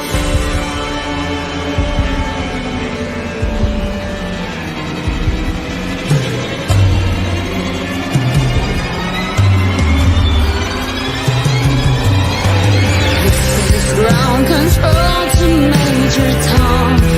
You've really made the grade. And the papers want to know who's true to it. Now it's time to leave the capsule if you dare. This is Major Tom to ground control. I'm stepping through the door, and I'm floating in the most peculiar way. The stars look very different today. For here I'm sitting in a tin can, far above the world. Planet Earth is blue, and there's nothing I can do.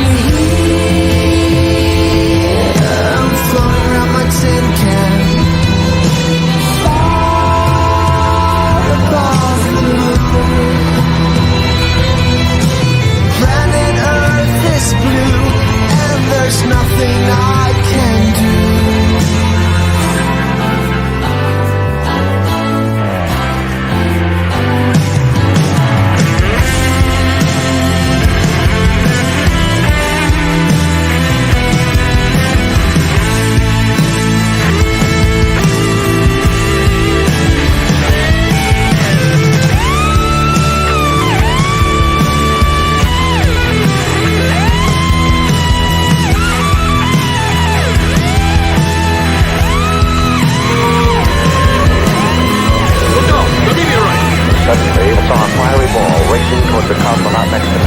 Immediately, I pushed him out of the way.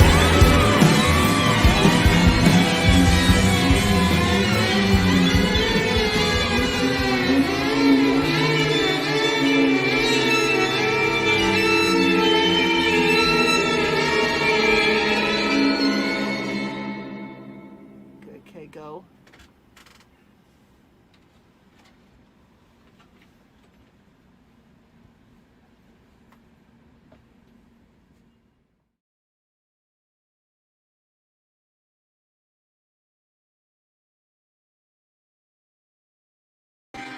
That was Vikingo with Space Oddity. We're doing Bowie night, y'all. Let me know how you feel. Let me know if you have any Bowie stories, if you have any experiences. Maybe even somebody met Bowie out there. Tell me what you know about the man. Tell me what you know. I'll bring you on. I'll send you links so you can join me and we can talk live. All right. In the background, I'm playing a cover of Cat People Putting Out the Fire by a friend named Bill Arnold. Oops. I was supposed to say 909. That's his project name, but it's my friend Bill, really cool playwright and musician out in Connecticut. And send me a link to this. What is it? SoundCloud. SoundCloud. And I wanted to play this because I want to introduce the next video by playing this song. The next video is a cover of Putting Out the Fire by my band, The Holy Broken. And I want to thank these guys. I know a couple of them were hanging around. Toby and Scott. I know Kevin usually is on too.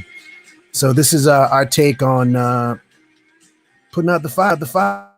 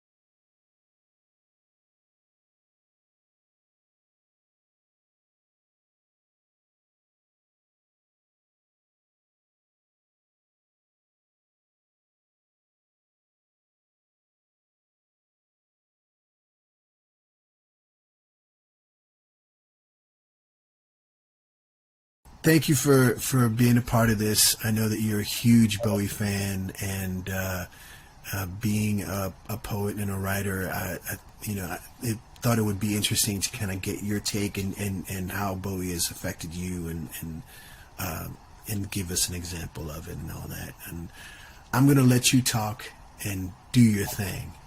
You ready? Yeah, no, I'm doing it.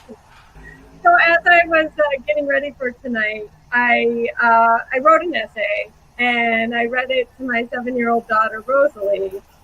And at the end of it, she asked me why I kept crying.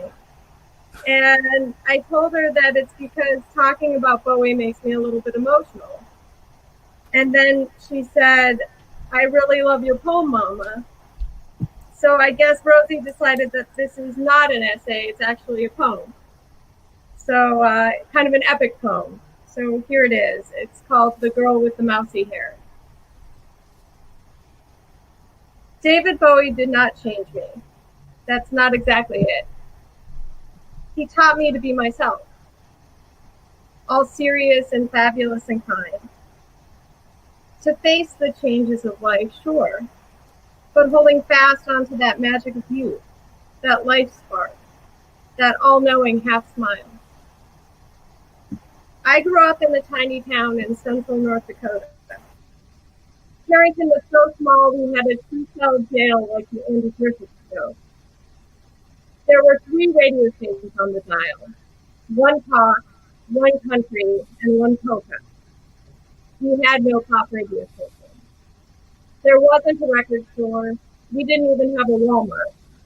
We had a Ben Franklin 5 and dime with penny candy and weird porcelain owl figurines.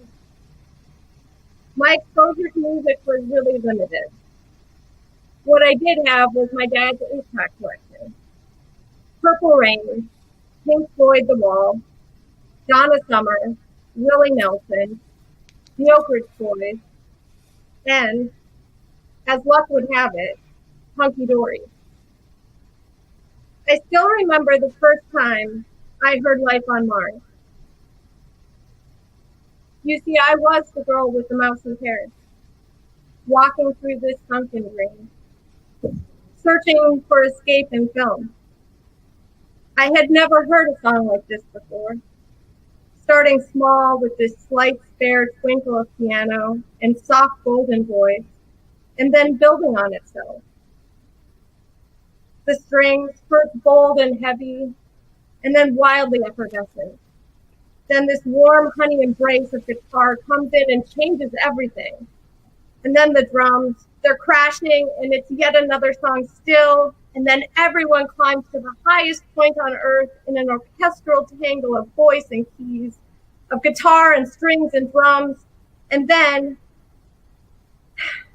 because the joke is always on us, ends with this sly spare piano and a ringing phone, as if it never was, as if it were all a dream, as if it could have happened in my family room on the rug.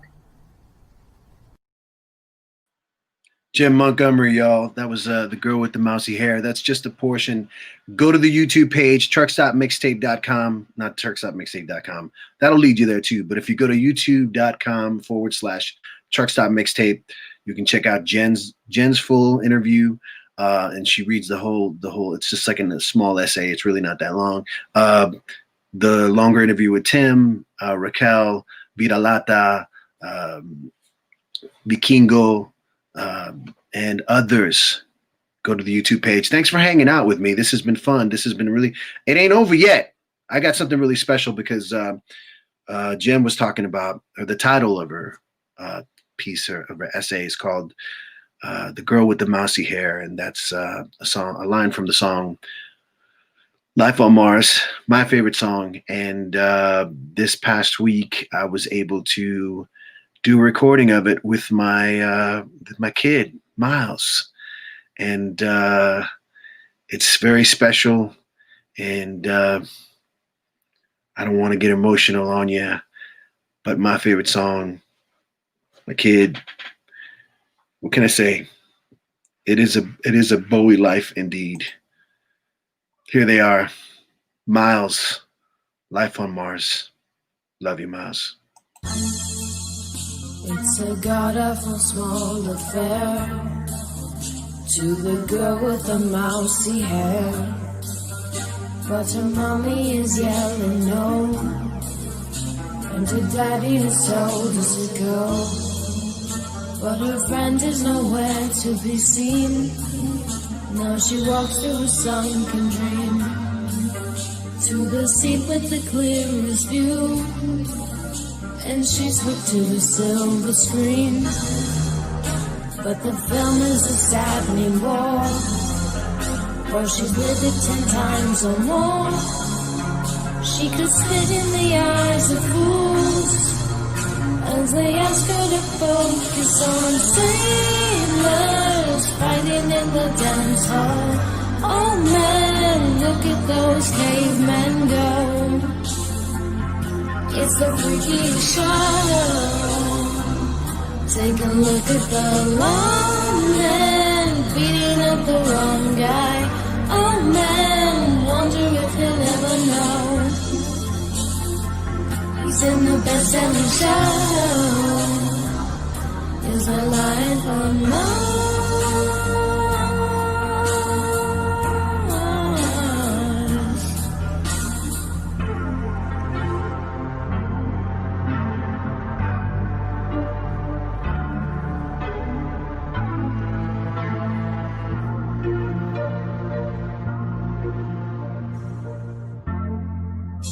It's on America's tortured brow, and Mickey Mouse has grown up a cow. Now the workers have struck for fame, as Lenin's on sale again.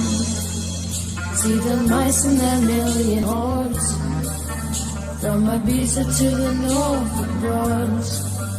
Rubicini is out of bounds, to my mother, my dog, and clowns. But the film is a saddening war, 'cause I wrote it 10 times or more. It's about to be ripped again, as I ask you to focus on sailors fighting in the dance hall. Oh man, look at those cavemen go. It's the freakiest show. Take a look at the long man beating up the wrong guy. Oh man, wonder if he'll ever know. He's in the best-selling show. Is there life on Mars?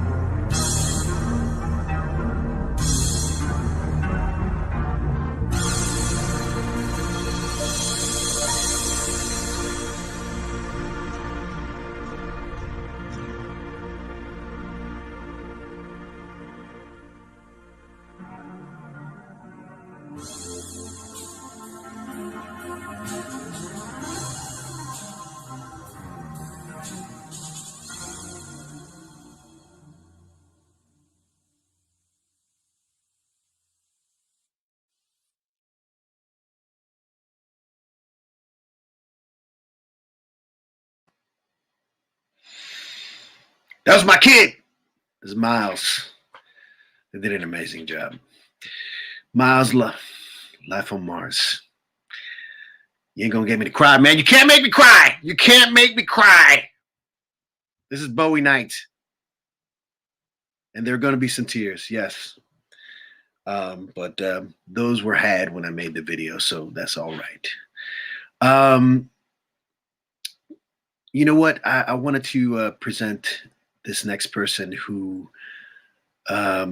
we go back. She was a part of the Spanish rock scene that I was a part of with Viva Malpache and the Spigot Street Show as well. She was a writer for Mundo Rockero, and she's moved on from her zine days and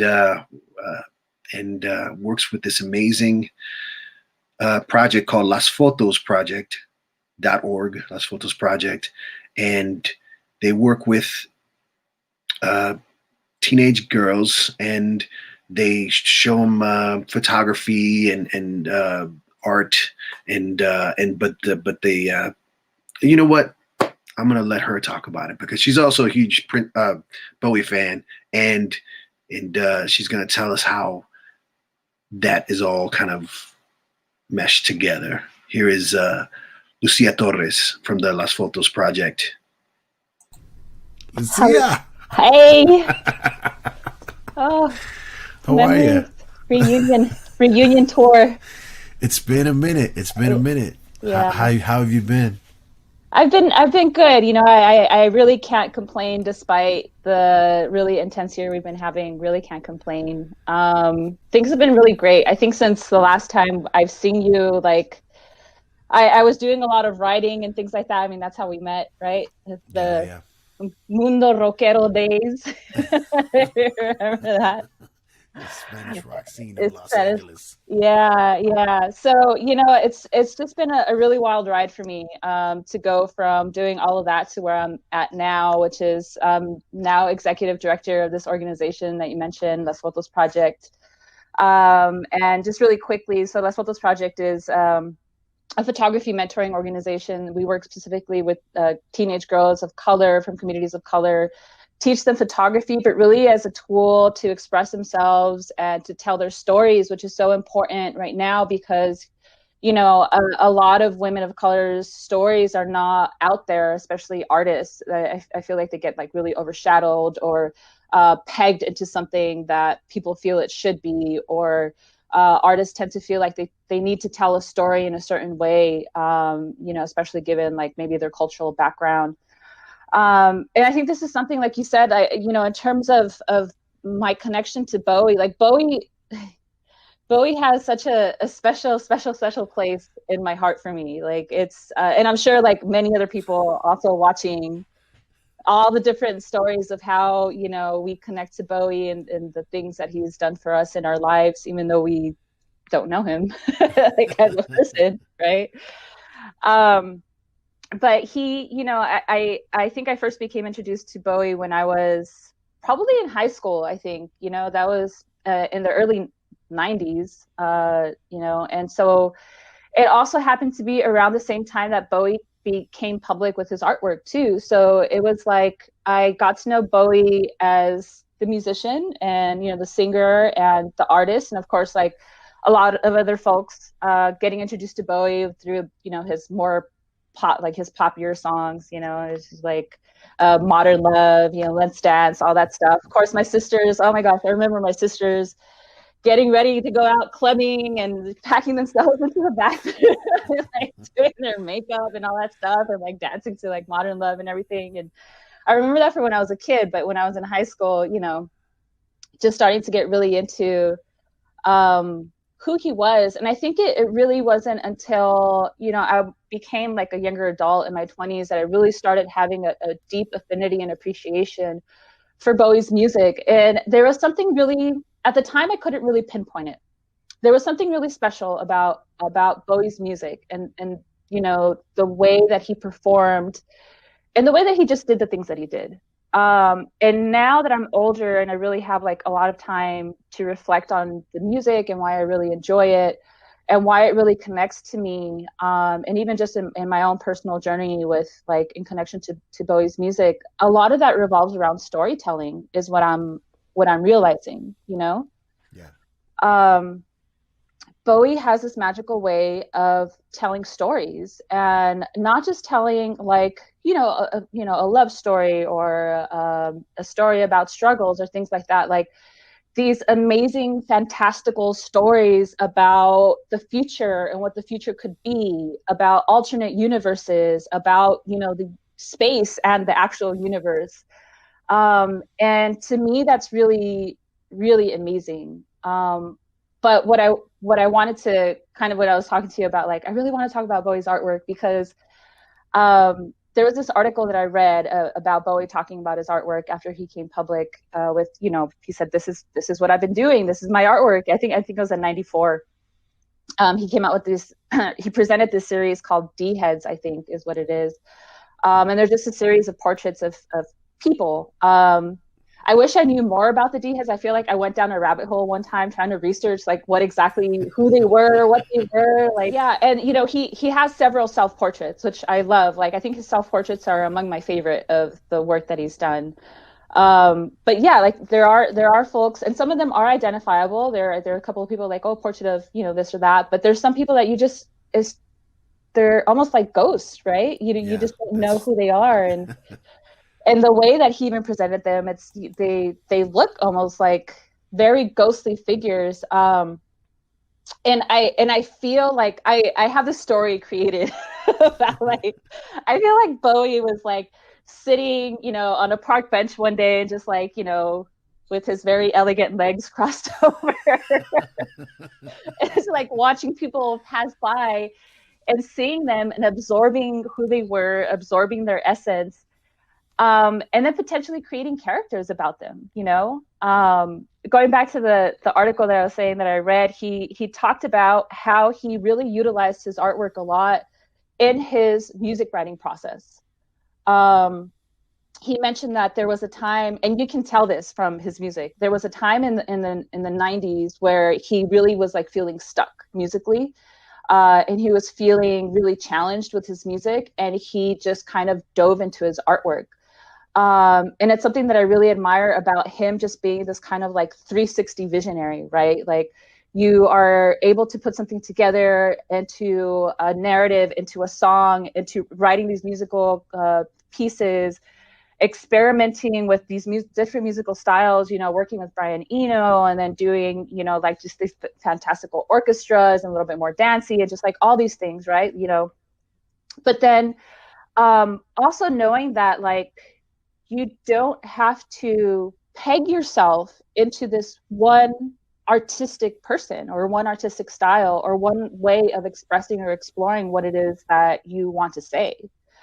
And there are some pieces or some of his artwork where he's actually has a sketchbook. I think Ashes to Ashes is one of them that I found, where he actually drew out what he wanted Ashes to Ashes to look like and to sound like, you know. And that is like so incredible to me, that he took this kind of 360 approach into doing that. And for me as a quasi writer, I wouldn't say that. For me as a writer, I'll own it. For me as a writer, for me as also like a hobbyist artist, for me as a gardener, for me as a executive director, for me as a daughter, for me as a sister, for all of that, like to be able to process my vision and my narrative through all these different avenues of art and creation is like very inspirational to me. To be able to say, like, I do want to say something on paper as a writer, but I don't need to write an outline for it. You know, I don't need to sit down and like bullet it all out and do all these like things. I can just sit and finger paint, finger paint my story if I want to. And then from there, pull out exactly what it is that I want to say. I can dig my hands in the dirt and feel and connect with the earth to say, like, these are the stories that I want to say, and allow my mind to kind of break free of the construct of like, I have to actually sit in front of my computer to be writing, you know, that I can actively be writing as I'm gardening. I can actively be writing as I'm painting. And it's all one thing. It's all connected. It's all, you know, and you're pulling from all these different sources and all these different experiences, but they don't necessarily separate or go into categories the way people expect them to. They're because you're an artist, so right. You're pulling from everything, and everything is your art. And I love that comparison you were saying, especially the digging in the dirt. I love getting my hands dirty. Yeah. Thank you so much for joining us here on Truck Stop Mixtape for this Bowie thing. I'm so proud of you. I mean, for going back to the Mundo Rockero days to what you're doing now is such a you are inspiring so many young women and giving them such a great opportunity to express themselves at such a critical time in their lives, and that's beautiful. That's very Bowie of you. Thank you. Oh, that's like ultimate compliment. very, very Bowie. Thank you so much. Yeah, thank you for having me. Like, this was a lot of fun. I was like, I don't even know what I'm going to say. You had it down. You got it. You knew what you were doing. Thank you. Thank you. You're one of the best. Be good, okay? Thank you so much. Cuídate. Bye-bye. Bye. Lucia, doing the good work with Las Fotos Project. Go support. Women in creative fields, check out their site. They need mentors. They always need mentors. Talking about doing the good stuff and being encouraging to people who need it. I wanted to, by the way, before I continue, youtube.com/Truckstop Mixtape. Get the full interview. Long interviews, y'all. They're cool. I'm not going to say they're perfect. But it's raw. It's all there. I ain't cutting those. I wanted to tell a story real quick because a friend of mine, Amy from Connecticut, had a certain experience with Bowie, and I think just connected to that last interview with Lucia about just being kind and helping people. I'm going to try to read this as cleanly as possible, so just bear with me. Why I love David Bowie. I've told this story before, but I've never told all of it, mostly because it shows a vulnerable moment in my life, but I'll tell it now. I've always been an artist, but I didn't always want to be one, nor did I always think I should or could be one. It was Thanksgiving break, senior year of high school. I was barely 17 and was at the end of my college application process. I decided I would go to art school because painting was the only thing that seemed to keep me breathing at the time. But I didn't think I was any good. I never said it out loud, but I just didn't see it. Bowie was touring with Tin Machine and was scheduled to play The Sting in New Britain, y'all. Britain CT. I asked to work the show as hospitality. I had this German LP of heroes that I'd worn out. I loved everything that came out of that man's face. Pure artistry. So I went to soundcheck and waited around for everyone to show up. I was studying for an art history test I had when I went back to school while I waited. I sat in the back while soundcheck went on. Iman stood a few feet from me, glancing over and smiling at me. At 17, I can't even explain how ugly you feel sitting anywhere near Iman, but it's insane. Soundcheck ends and she approaches me and asks me what I'm doing. I explain I'm studying art. We discuss briefly my road ahead towards art school. I tell her she's my favorite model and then immediately regret saying it. We keep talking about art while we wait for Bowie. I tell her I paint, but I'm not very good. She assures me that I'm probably much better than I think I am, that every artist hates their work. Eventually, Bowie comes over, and I explain that I'll be helping take care of them for the evening, driving them to the hotel, getting their meals, etc. Iman begins to explain that I'm a budding artist. I desperately try to downplay the conversation, but Bowie starts to ask me about my work. I tell him about my college portfolio, how I don't think it's good enough to get into the schools I want to go. I feel absolutely stupid for even saying anything to these two godlike individuals about my artistic insecurities. I do everything I can to get out of the conversation, so I start to pack up my things. My portfolio is amongst my school books. Bowie notices it and asks to see it. I vomit a bit in my mouth and relent. I know it's no good, and now David fucking Bowie will know it's no good. A man who has gone shoulder to shoulder with Warhol and Mapplethorpe will now see how shitty of a painter I am. I just want to crumple into ash. They look through it for what seems like days.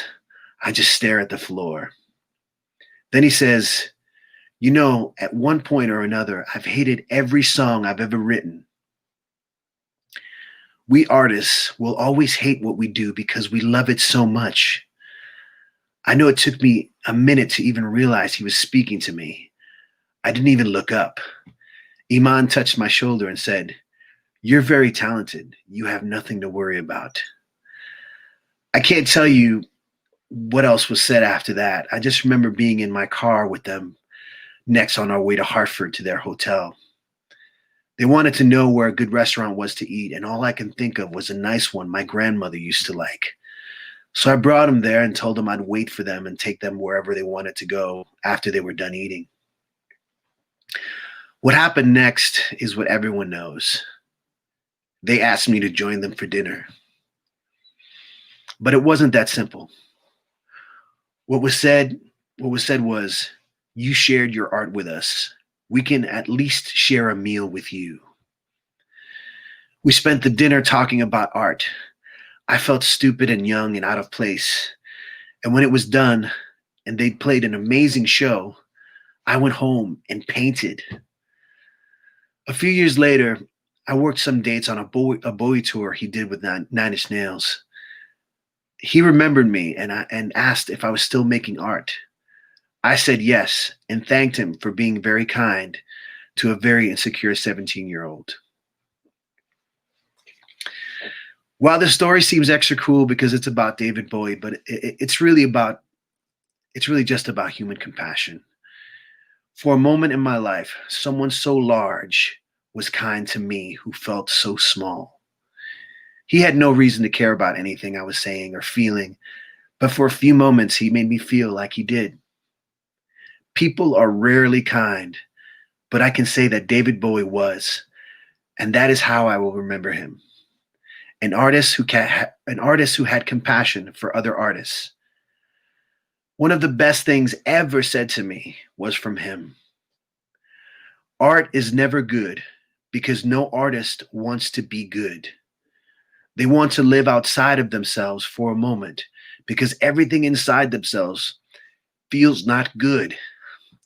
So how could art ever be good? All art, all it ever has to be is honest. David Bowie, patron saint of lost adolescent artists. All right, that got to me, y'all. So I got to play a song. Here we go. This is the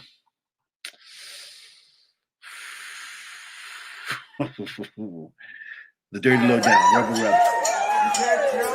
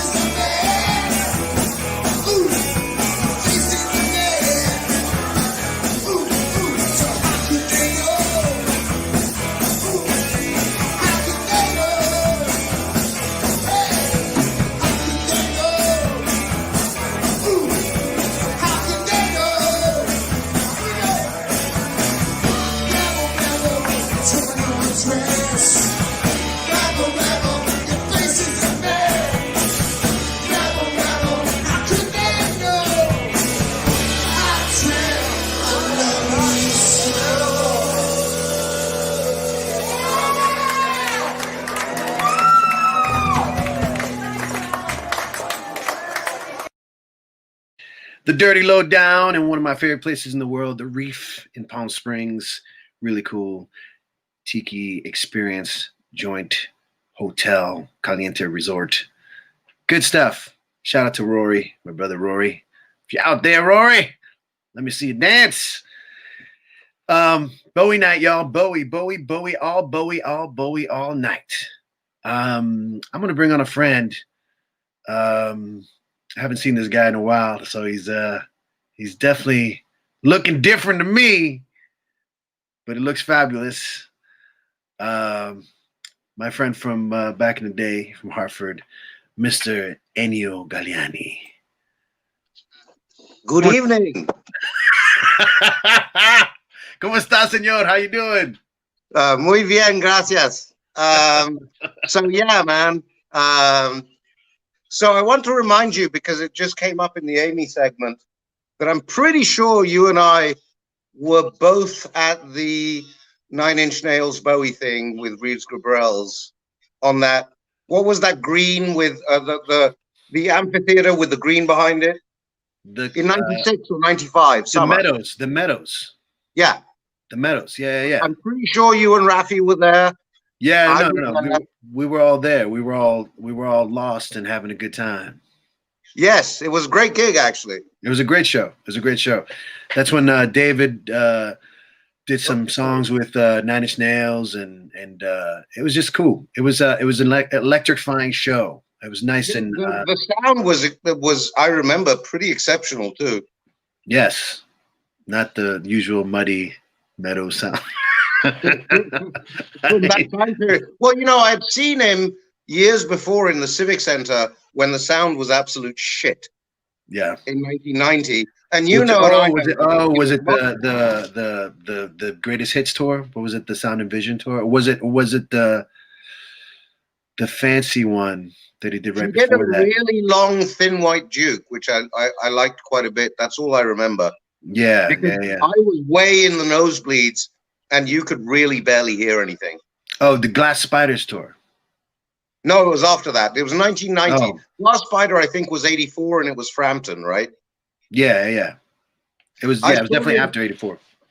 I saw him at Sirius Moonlight, 1990, whatever that tour was, 95 or 96 with you, and then 2007 at Queen's College in front of 1,800 people, which was the most intimate show I'd ever seen. But it was as a showman and as a comedian, he was fantastic. But he had all these young guys behind him with, digital boxes sounding almost like a cover band, if you know what I mean. It was good. And the one thing I can say about Bowie that really impresses me is that every time you see him, he comes on stage for hours. He always gives you your money's worth, no matter what. Definitely. And at Queen's College that night, he made a joke about it. He was about 20 minutes late on stage. He came on at like 8:20 or 8:25. And the first thing he does is he gets on the mic and he says, "You're late." I've been waiting for you guys for an hour and a half, and you're all late. And I have work to do, and I can't stand this kind of thing. So I'm sorry, but we'll only be coming on for 20 minutes, and then we're buggering off. And of course, he stayed on for about 2 hours and 25 minutes. Yeah, no, I mean, what I would give to have been able to see him in the 70s, through the Ziggy period, through, the Young Americans tour, and that even in 77, I love how he switched up the tunes, played the hits, but played them in a very frenetic and kind of, crazy. One of my favorite live things from the 70s is the live Cracked Actor, which it's fabulous. But going through like favorite Bowie, I think you'll appreciate this because they're on sort of opposite ends. On one end, there's the Bewley Brothers, and then on the other end, stop right there. Stop right there. The Bewley Brothers for me is a very, very special place in my heart because, again, it's one of the greatest songs ever written. Full stop. Sorry, One go of on. the strangest songs ever written too. But I was just gonna say it was the first Bowie song I ever performed live, and I did it. Yes, with Dominic from Liquid Circus. The drummer. And yes, Dominic Boucher. Dominic Boucher. Yes. And with the tubes that went forward, the toms that had like elephant tusks at the end of them. Yeah, no, it was actually an acoustic show. He wanted to do something like it was like a coffee shop thing. And I said, well, we should probably learn some different songs if we're going to play acoustically. And I had just gotten into Hunky Dory. And he was like, I'd love to play Bewley Brothers. And I was just like, whoa, just the ending freaked me out. With let me play that big starving for big gravy. Leave my shoes and door unlocked. I might just slip away. Hey, just for the day. And the tape pitch slowdown behind that is one of the creepiest things ever devised on tape. Well, it's just it's weird because it's my favorite album, right? But it's such a weird way to close the album because there's no indication that he's going to go there. No, absolutely not. And I have a bunch of comments on this if you don't mind. No, please. So the first thing is, if you remember, they released the CD of Hunky Dory, and they had two alternate mixes of the Bewley Brothers. Yeah, that's when they were doing the Ryko disc stuff. Either with Ryko or right, exactly. Well, it was Ryko or Rhino. No, it was Ryko disc. And to me, I don't often say things empirically, but to me, the one that they released is so much better than the others that it's clear that everybody was on the same page, right? Yeah. So that's one thing. The other thing is, you neglected to mention earlier, not that it was an oversight, but I always find it fascinating that people forget that the piano player is Rick Wakeman.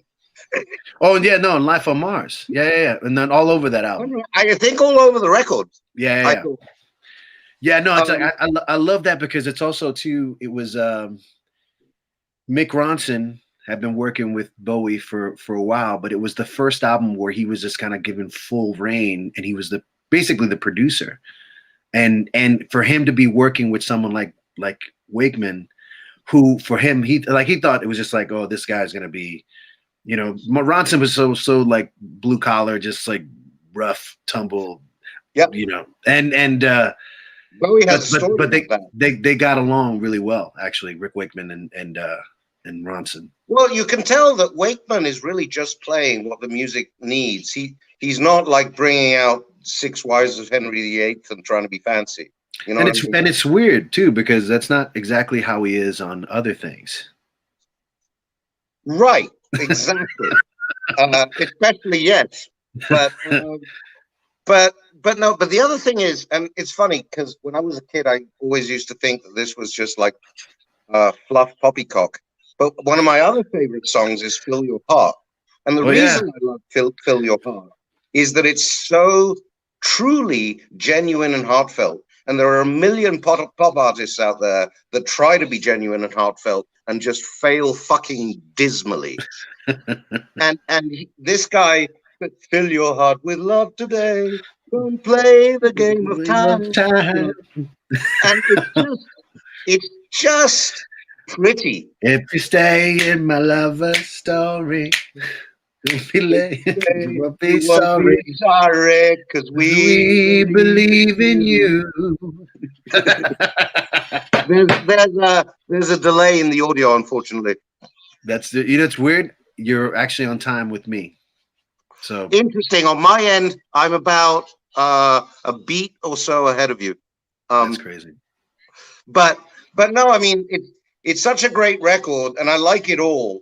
It's funny that you played Quicksand, which is a beautiful tune, but it's very didactic and very melodramatic, and sometimes it pisses me off. Well, I mean, I'm going to take the opportunity to say something real quick right now, if anyone's watching, just to spread this out, because people often ask me, like, why don't you play the original song? Why don't you play Bowie doing this or something else? And part of it is they tend to mute things that are from the original recordings on Facebook and on YouTube. Covers are okay. That's one part of it. Second, I like to show my friends and my friends of friends doing things as opposed to someone hearing, Rebel, 17,000 times again, so Yeah. I prefer to have a funkier version of, I don't care if they played it in some bar or in their house in their backyard, because it's different. And also you get to see some of the people. And also the third part of this is that I want to invite people who are doing their thing out there, whether they're releasing original music or doing covers or whatever, to send me links and to be a part of this. This is Truck Stop Mixtape, and this is a party, and I want people to be a part of it. And that's the end of my story. Continue. No, I wanted to compliment your buddy that did Quicksand because he was awesome. He can sing his ass off. He's a new friend. I have to send you a link to his album, Cesar Sign. I mean, his album is pretty much like dark psychedelic pop, but it's like catchy vampire music, not goth. sort of like Bauhaus and Tiny Tim put together. Kind of. It's got a little Syd Barrett thing going. Oh, interesting. Yeah. I've been listening to Astronomy Domine and Interstellar Overdrive again. Off topic. Getting back to Bowie, that you played Moon Age Daydream. It's just everybody. I think I don't want to diss him at all, but everybody has lapses, and I thought of it because this happened about 3 months ago when I went back to listen to Moon Age Daydream online. And that solo in the middle reminded me of Zamfir the pan flute. It's so completely out of place.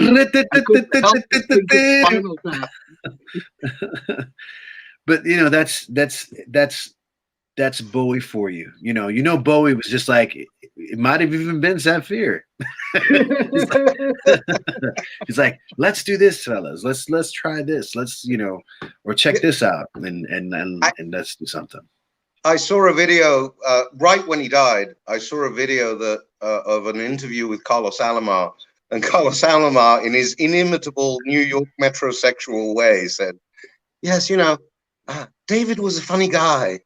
I remember I walked into his living room one day and he was all excited and he says, 'Listen to this.' And he goes, 'Dung, dung, da da dung, dung, dung.' And I was like, David, that's called On Broadway."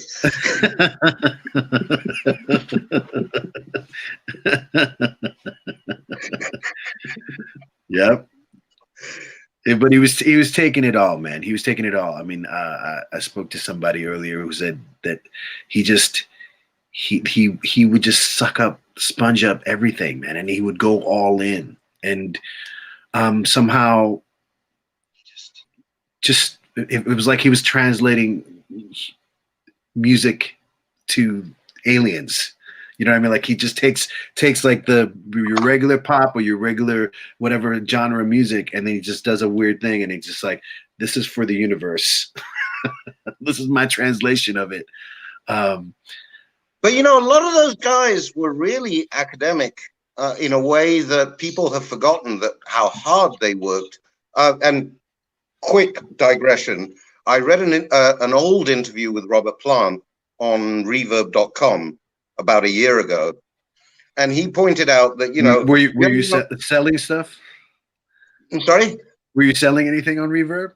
No, they have a whole news article section, and so I'm reading it, and here's Robert Plant, who you don't think about as like a thinker or anything, or at least I don't, and he's talking about how he's listening to punk rock, he's listening to KFMDM, he's listening to The Prodigy, but he's also listening to early 20th century neoclassical, and he gets very detailed about how he's going about analyzing this stuff. And I think it was because I have high school friends who are and were professional engineers in London, their work week is 12 hours a day, 7 days a week. Back in the 80s, in the 70s, and the 90s, they'd wake up at 7, go to the studio, come home at 7 or 8, go to sleep and go back again. It was definitely thankless work. My best friend in high school actually fell asleep miking a bass drum twice because he'd been awake for 120 hours. Face first to the bass drum. those guys worked like animals. And I think one of the aspects of all this is that what you're seeing is the fruit of an incredible amount of effort and work. And I'm not saying he's not talented. He is talented. That's not my point, right? It just there's a real work ethic behind it all. Yeah. I want to play this next song. A friend was able to get, when I was saying before about asking people to send me their covers or their versions of songs or their original stuff, I'm always looking for new music to listen to and play. A friend sent me a link of Michael DeBar's doing All the Young Dudes. And I was just like, I told him, I explained to him, I don't really play this kind of stuff. It's just like, I'm going to whatever. And he said, okay, let me just reach out to him. And he reached out to Michael DeBar's. Michael said, oh, please play it. Go ahead.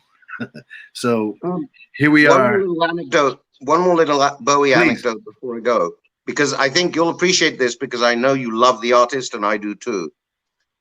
Bowie, I don't remember the interview. This was 20 years ago. I was watching an interview and Bowie was relating being in the studio in Berlin and suddenly Brian Eno bursting in looking like he was on meth. He was so excited, carrying one of those giant Panasonic boom boxes that we both know well. Yes. And stuck it down. I wish we had right now. And almost shaking himself to death, he says, "This is the sound of the future." And he presses play and it's Love to Love You Baby.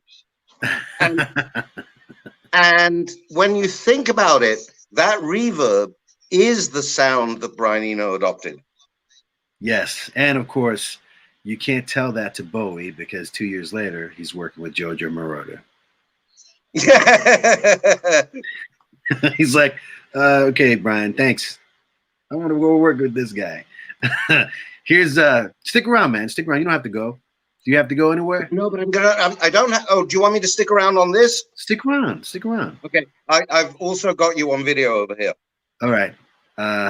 So I'm sorry about that, but stick around. This is Ennio, but this is Michael DeBar's with his version of All the Young Dudes. Dude, all the young dudes. Would you like to regale everybody? I've wanted to do this for years. Hey, you with the glasses.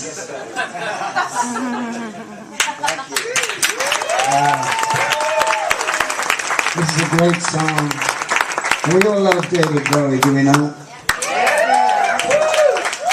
Anne and I had something in common in that he stuck his tongue down my throat in Detroit.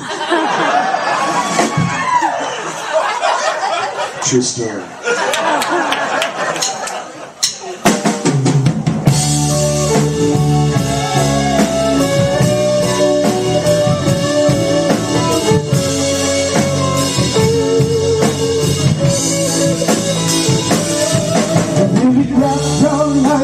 Suicide, how it kicked it in the head when he was 25. Speed jive, who wants to be alive when you're 25? No one's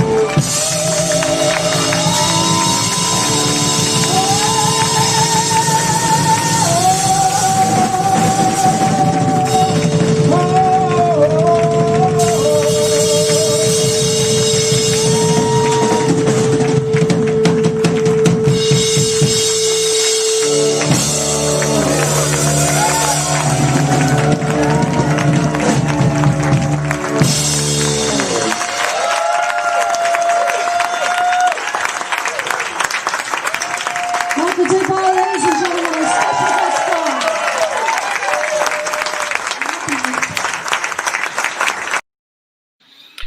Michael DeBar, all the young dudes.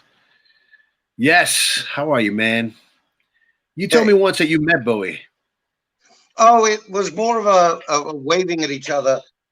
His guitar player, Jerry Leonard, you remember the album Heathen? Oh, yeah. He had his own band, and he was playing at the Living Room, which was a tiny place where Nora Jones played and Jesse Harris played. And it was my local at the time.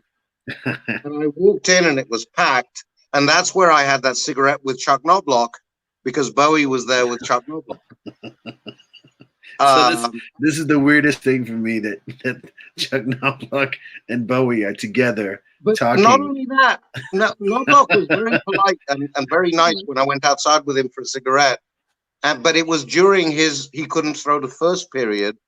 So I was kind of hesitant bringing up anything baseball, obviously. You're looking at me, should you be drinking? Yeah, no, exactly. Or even smoking, Shouldn't you be working out somewhere? Yeah, no, I mean, that's a psychological thing. And it seems to only happen with guys with high IQs. Like, you remember that closer with Atlanta, I think his name was Mark Wohlers, was it? I don't remember. He had an IQ of like 162, and he ended up, after being an ace closer for 3 years, he ended up throwing pitches that were going 5 feet over people's heads.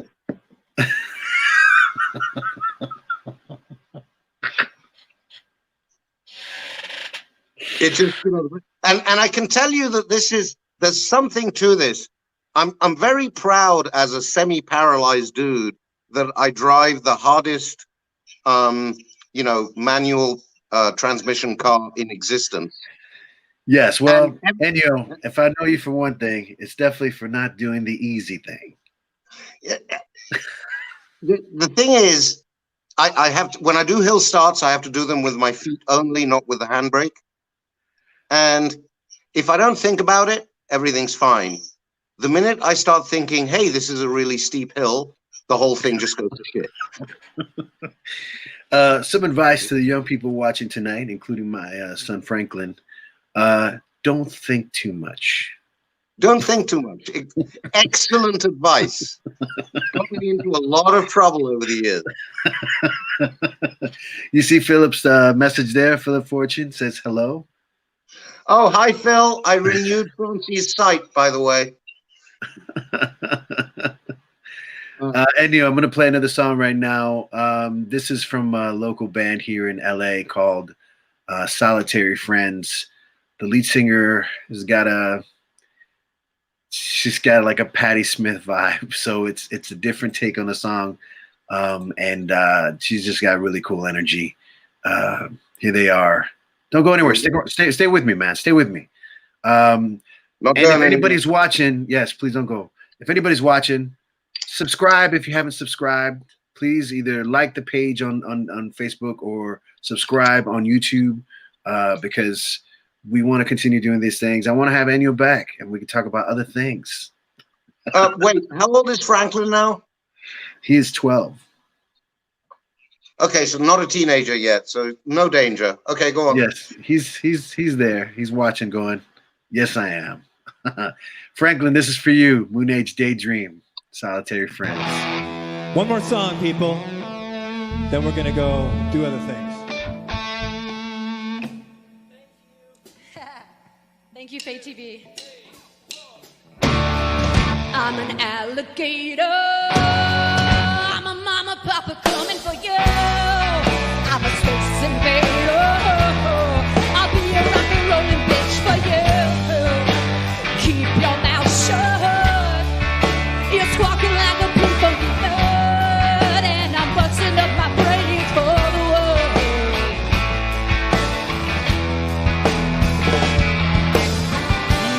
Keep your electric eye on me. Put your ray gun to my head. Press your space face close to my love. Freak out in a moon age daydream, oh yeah. Don't fake it, baby. Lay the real thing on me. The Church of Man love is such a holy place to be. Make me, baby. Make me know you really care. Make me jump into the air.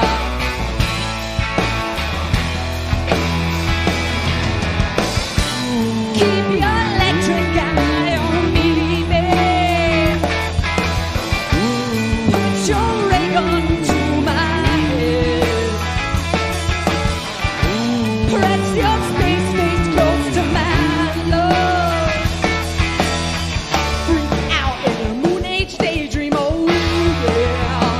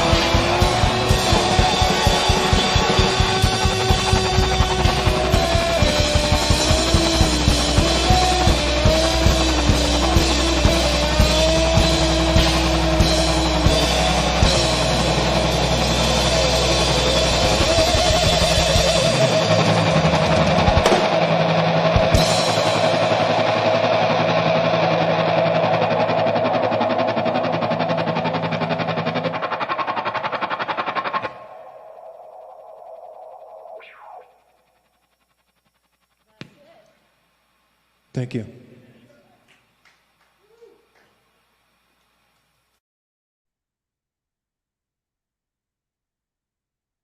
Those guys kicked ass.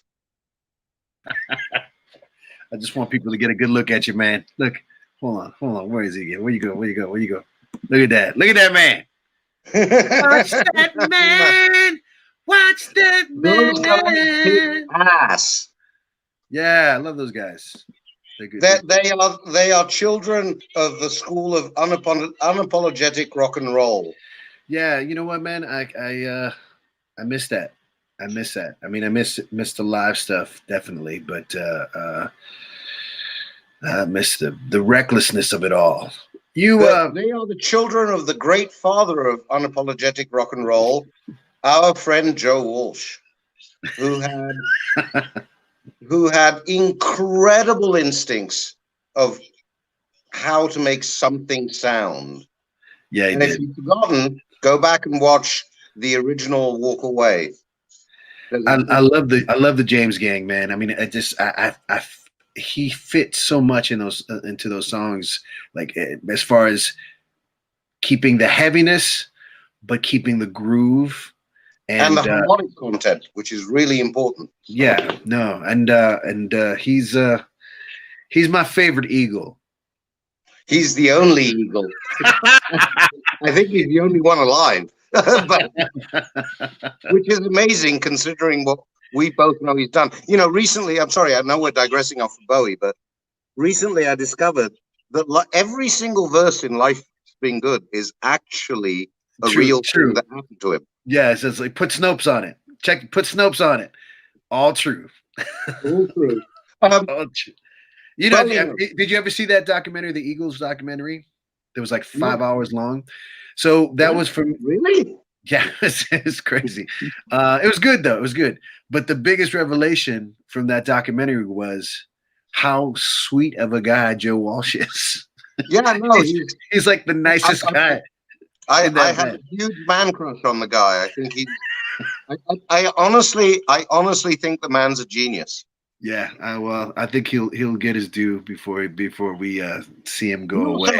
You know, he had a band here in LA before I moved here, but you might have been here when they still existed, called The Best. No, I didn't know that. Check this out. So Joe Walsh, Keith Emerson, Simon Phillips, Skunk Baxter, John Entwistle. And wait, it's Skunk and John? Skunk Baxter on guitar, John Entwistle on bass, Joe Walsh on guitar, some guy named John Armstrong, I think, on vocals. He was the only non-famous guy. And Simon Phillips on drums, and Keith Emerson. It was Keith Emerson's band, Keith Emerson on keyboards. That's crazy. They were the best. They were the best. They just played their own tunes, basically. They went around and played the hits. Did the Ringo All Stars routine? Yeah, they played Steely Dan. They played Emerson, Lake and Palmer. They played Joe Walsh. Yeah. So, back to Bowie. A few things I forgot to mention. One is the untalked about category, Bowie instrumentals, because in preparation for this, I went back to listen to some of the stuff that I hadn't listened to in a long time. And I remembered Speed of Life. You know, I was talking to somebody early, and I have to refresh people who are watching that if anyone wants to check out the longer, sort of more conversational versions of those interviews that I had, just to go to YouTube and check them out. But yeah, I mean, the stuff that's from the Berlin trilogy, the side 2 stuff, right? You know, it's like it's so powerful. I mean, it was the stuff that I was kind of going towards the most when he died. It was like I had a little thing that I didn't want to hear his voice as much as I wanted to hear where he was at, just like feel where he was at. It was like a weird thing. I know. Sorry. You know, I didn't listen to Black Star very much because I was personally depressed at the time, and it was depressing, if you know what I mean. Yes. But, yes. But it's interesting to note that Bowie was living on the Lower East Side when my friend Jonathan Spottiswoode and his 7-piece band called Spottiswoode and His Enemies were playing in all the clubs from early on Baby Jupiter and Coney Island High to later the Living Room and Rockwood and so on and so forth. And Black Star sounds a lot like Jonathan, and I'm, believe it or not, and I'm fairly certain that at some point Bowie walked into the bigger Living Room and saw him play, because at one point he was playing there twice a month. But what is wasn't the band on Black Star a New York club band? Is sort of like, but it's not the same band you're talking about, though. No. But Jonathan's band was drums, bass, guitar, doubling on a few other instruments, a keyboard player, a sax player who doubled on flute, and a trumpet player who doubled on violin. So, and Jonathan himself plays guitar. So it was instrumentally rich and musically very, very eclectic. And for the record, you would love them, and I'll send you some links. Please do, please do. Yeah, I'm going to ask you. When I listened to Black Star, there was a lot of Jonathan-ness in it, and I just have a feeling that Bowie must have gone to a few of his gigs. Well, you know, he'd like to take from other things and make it his own. You know, I'm not calling it plagiarism at all. That's not what I'm saying. No, he knew how to do it. He knew how to do it. But he was always searching. I mean, he was always searching. There was like nothing, you know. And if it wasn't music, it was art, his own art. It was you know, he was a fan of theater, and you know, his love for art was endless, and his appreciation for it definitely showed in all his work. I mean, I was going to ask you something that was kind of a little different, but we haven't talked about any of his acting tonight. Oh, you know, the one I remember the most is The Hunger, which is a good movie, but it could have been better. Yeah, I mean, it's definitely dated, doesn't he? He does. He's perfect in it. He's perfect in it. It was just like, this is for you, Bowie. You be this person. Yeah, no, I mean, it's definitely. I mean, I think it was Tony Scott's first film. Was it? No, I guess unless you count The Jewel, which is both brothers, right? They both did it, because I know that's Ridley. No, I'm pretty sure directed by both. I'm sure Tony says that. Said that. Well, but you know, I think Tony had a chip on his shoulder because he was always considered the commercial schlock brother, and then so he made things like Man on Fire to prove to the world that no, actually, I have chops too. Man on Fire is a great movie, by the way. It's his best, I think. But yeah, no, that one is I like it more than most of Ridley's films. Yeah, so. Absolutely. It's depressing, so I can't watch it too much. Like one of the things I was going to note is, you know, you've got Cool Hand Luke behind you, which is possibly the most depressing movie of all time. It doesn't make me sad, but no, but I understand. I understand. I believe what we have here is a failure to communicate. Yeah, no. I love that guy went on to work with him on a few other films too. Afterwards, I forget his name, that actor's name, but he was in Slapshot, and he was in another one of his movies. Well, he was in Harper too. He was Harper too. The crazy creature in Harper. He's Strother Martin. Strother Martin. Yeah. Yeah. So back to Bowie's movies. You know, it's been forever since I saw Merry Christmas, Mr. Lawrence, or The Man Who Fell to Earth. That had a huge impact on me. Christian F. Christian F. Yeah, briefly, but he's there. Trying to think of something else. You know what? This is not really a film appearance, but I love his appearance in Extras. Did you ever see that Ricky Gervais TV show on HBO? No, I didn't. But did you ever catch the scene that he's in? It was just like it's like a party, and David Bowie's at the piano, and David Bowie starts singing a song to Ricky Gervais.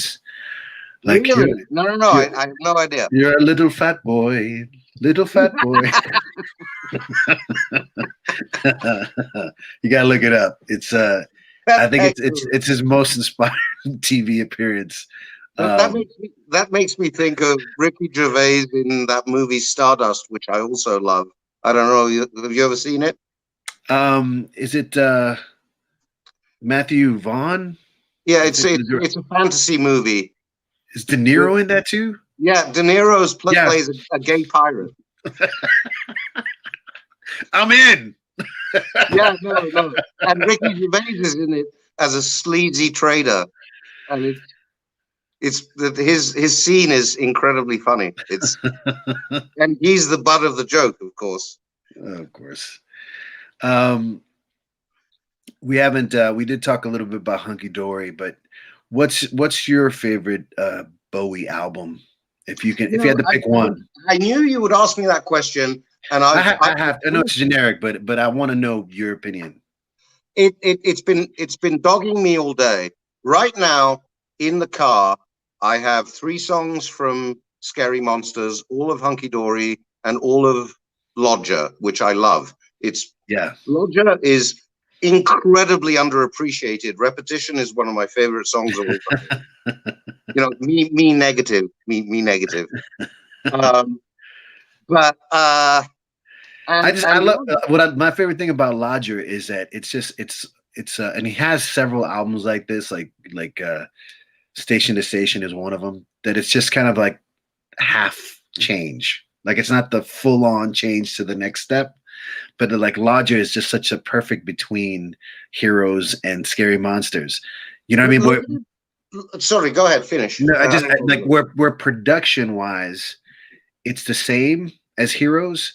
It's the sort of more muted, not so bright as as Scary Monsters and like in your face, but the songs are becoming more less experimental in the sense in the sense of like Low and Heroes, and more just like free and like, well, you know what, no one's listening to this kind of vibe. I'm gonna sing in whatever a different language. What's that one song that he does and it's like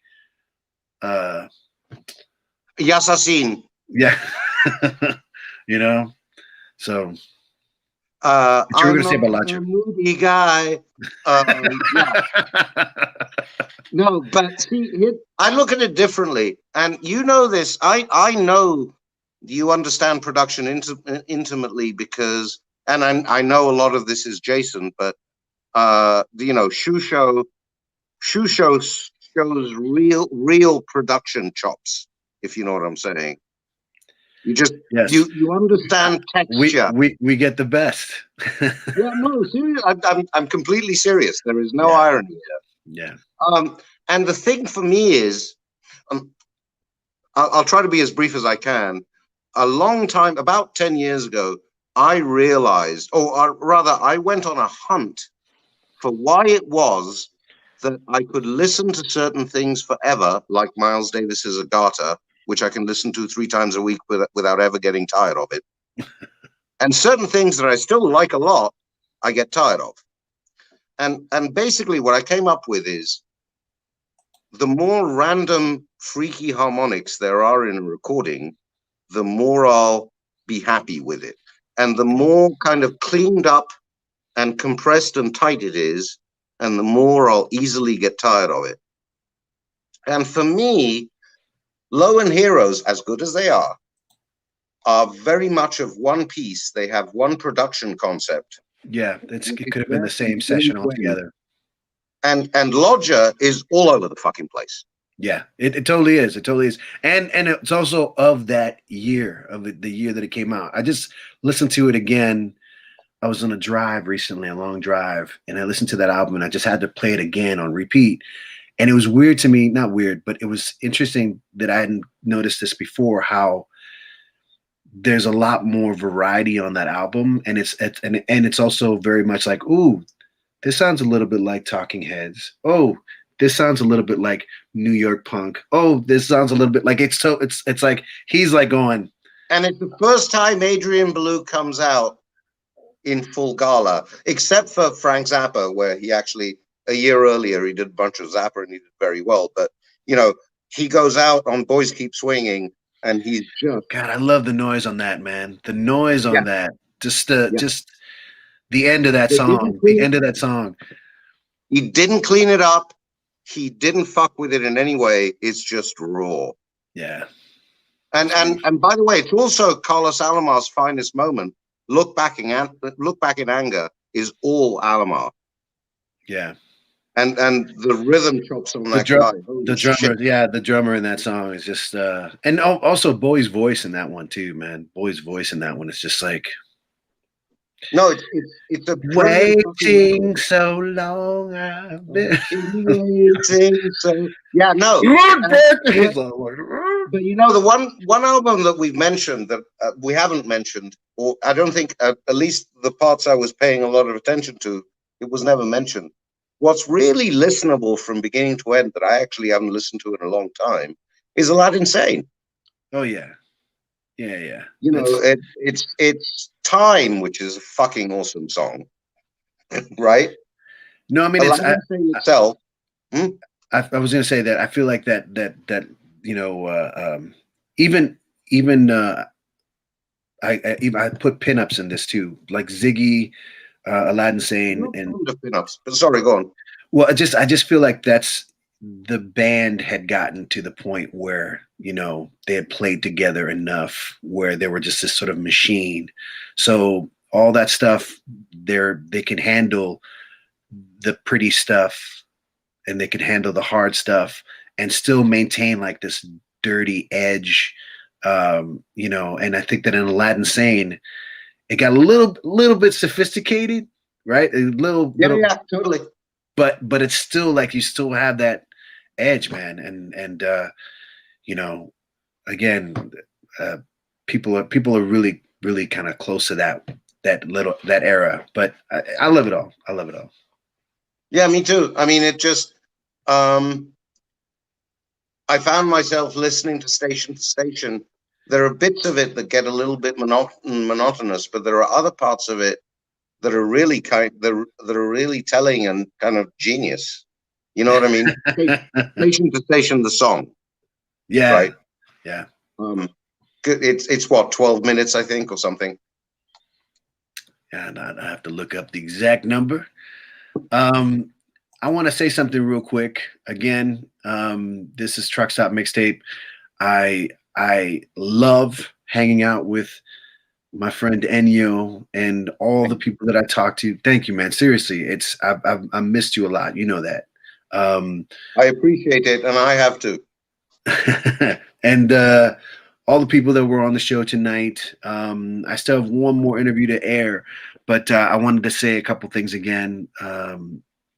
Please subscribe, share with your friends. I want to continue doing this. Musicians out there, people in bands, people writing songs, people recording, people doing anything creative, send me a link. Let's talk. Let's hang out. Ennio will critique your work. Mr. Negative. No. The evil one creeping into your lives. No. You're the most. If that's the case, you're the most positive negative person I know. No, but honestly, if you didn't have any talent, you wouldn't think that. Oh, look at that! Look at Philip said, first time I met Ennio, I said Renaissance man.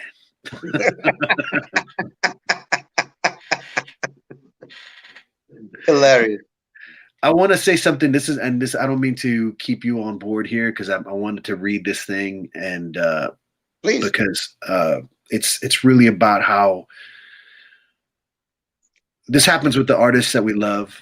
You know, that they continue to give you things even though they've stopped making things. You know what I mean? You just and repeated listens or different occasions depending on the situation, you hear and feel something different or discover a song that you kind of ignored before. This past year, in May, when things were just kind of very dark, I just was just listen, as everyone does, just kind of distract myself listening to music and or doing things. I just want to read this thing that I wrote about a song that I discovered of Bowie's. Do you mind? Why would I? And cheers, by the way. I'm gonna read this quick. This one is for my Prince and Bowie fans out there. I don't know if I'm the only one who feels like this, but time seems to move more mysteriously in these days of Corona. I've been busy as usual, but I feel like I have less time, and that time is getting hazy. To clear my head, I went for a drive last night, for my cruise soundtrack, I switched back and forth between the new Bowie and Prince channels on Sirius XM. It's where I stumbled on this particular Bowie song, It's Gonna Be Me. First off, it's easily one of Bowie's best ever. After picking up my jaw, I was convinced that it was my favorite Bowie song of all time. But that's not the crazy part. This song was recorded in '74. It was supposed to be on the Young Americans album. Why it didn't end up on there is a mystery to me, but I read that it might have been because he was going to collaborate on another song with John Lennon, the first one being Fame, but that song was never finished. The song was eventually released as a bonus track on the Young American reissues, but forever escaped my ears. So here's the kicker, the big kaboom. This song, It's Gonna Be Me, sounds like a lost Prince song. Exactly. To me, it really does. From the arrangement, the strings, the background vocals, the weird breakdowns, the drama, the subject matter, the melody, the piano stabs, the Eric Leeds flavored horn solo by David Sanborn, the odd chord thrown in, the vocal delivery, the vibe, the ending, absolutely Prince-like in every way. A Prince ballad, no less. Do Me Baby, International Lover, Another Lonely Christmas style. That 82 to 84 Prince soul confessional type of ballad. Could this song possibly have influenced Prince? Because Prince was still in high school when Bowie recorded it, so it couldn't have worked the other way around. But Bowie never released this song, not until the late 80s. He played it a few times, but just a few. I was dumbfounded after listening to the song 17 times in a row. I looked up at the stars and searched for an answer, and I found one. Right past the McDonald's on CD right past the McDonald's and CD Trader on Ventura in Tarzana. This is what I think happened. These two were prophets, time travelers, shapeshifters, and possibly alien life forms. Maybe Bowie traveled to the future and fell in love with Prince, and he wrote this song because he was a master at absorbing other people's art and making it his own, as if he were translating the music of humans for the rest of the universe. He went back to 1974, recorded it, and realized that if he were to release it, that there was a chance that Prince, the artist we knew and loved, would not exist. That he would funk up the Matrix, some kind of purple butterfly effect. So he put the song away in a vault. A few years later, Bowie ran into Prince and he told him about the song, but that Prince couldn't hear it until 2016. Prince asked where the song was, and Bowie said, it's in a vault. And Prince thought, a vault. I got to get me one of those. And the rest is hunky-dory. Tell the story. That's the story I'll tell my grandchildren when they ask me about my favorite Bowie song. If I never get the chance to, hook a brother up and tell them the story yourself and tell them I love them. That's the story. But It's Gonna Be Me. It still is my favorite Bowie song right now. Just right now. It'll change. It'll change next week. But I haven't heard it. Are you playing it? No. But I'll send you a link. I can't play it. You know what? Let's play it. How about that? Let's play it. Let's go balls out and play it. I'm going to find it because this is such a, you know what? Thank you for being here, Ennio. You're giving me the courage, man. Well, they're not going to shut you down over this on Bowie's fucking death day, for God's sake. Well, if they do, it's at the end of this taping anyway, so it's like. No, I mean, if last Wednesday proved anything, it's that capitalist scum are on the run.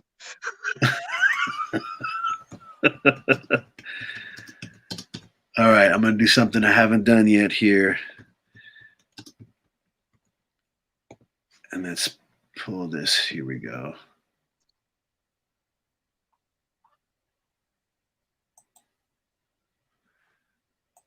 And let me just play this silly ad.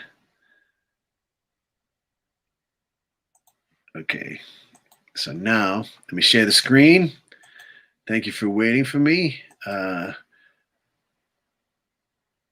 Chrome tab, share audio. It's going to be me. Here we go. Cool.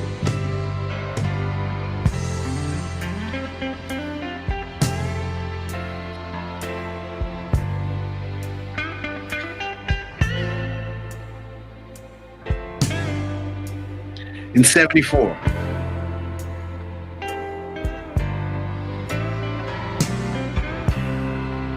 Hey, Jack, I better shake it off. Put her out of my head. Thinking about just another young girl last night.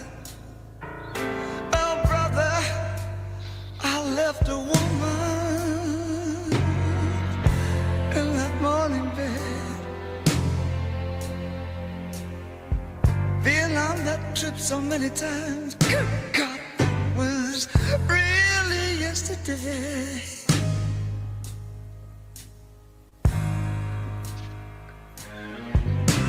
I've tried it so many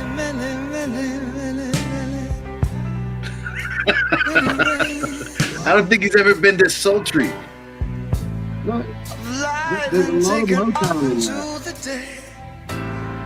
Leaving another girl to weep over the breakfast tray. And there's Mark Knopfler on guitar. Loved her before I knew her name.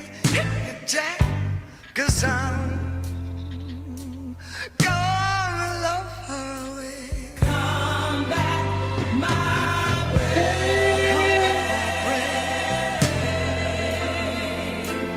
Be holy again, I gave her gotta give her, oh baby, baby. That kind of love can only destroy. I gave her, oh baby, getting down if I'm gonna be a baby. Gonna be. There was no rain to check me when all those little things walked on by. Oh, but I couldn't really stammer out a word. I love this song, man. It's fantastic. But you know, maybe from memory, but this wrote the plaque in that somewhere. Looking for love won't hold me back. No, I'm gonna love her away. Come back, my holy again. I gave her, oh baby, oh baby, baby, that kind of love can only destroy. I gave her, oh maybe, gotta get it down if I'm gonna be a baby. That's basically it, man.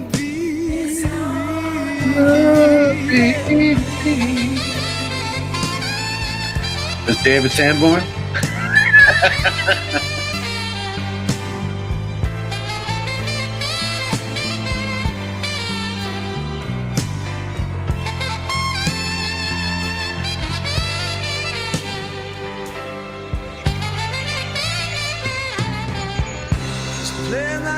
this record, waiting for the telephone to ring.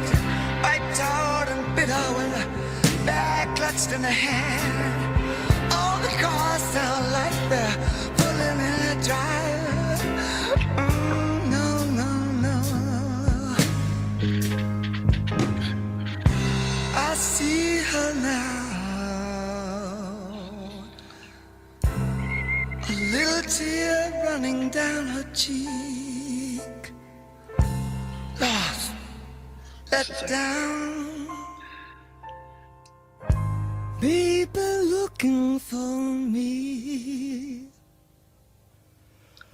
I wanna race down her street and knock hard, hard, hard on the door until she breaks down into my arms like a treasure toy, and I feel the pain. I'll be so strong again and again. Come back, my baby. I'll hold you again. I'll take you, oh baby, baby, baby. Oh baby. Oh baby, baby. My kind of love can only bring you joy. I'm gonna be there, baby. Yeah. Oh baby. Give you baby, baby. Oh baby. 'Cause it's gonna be.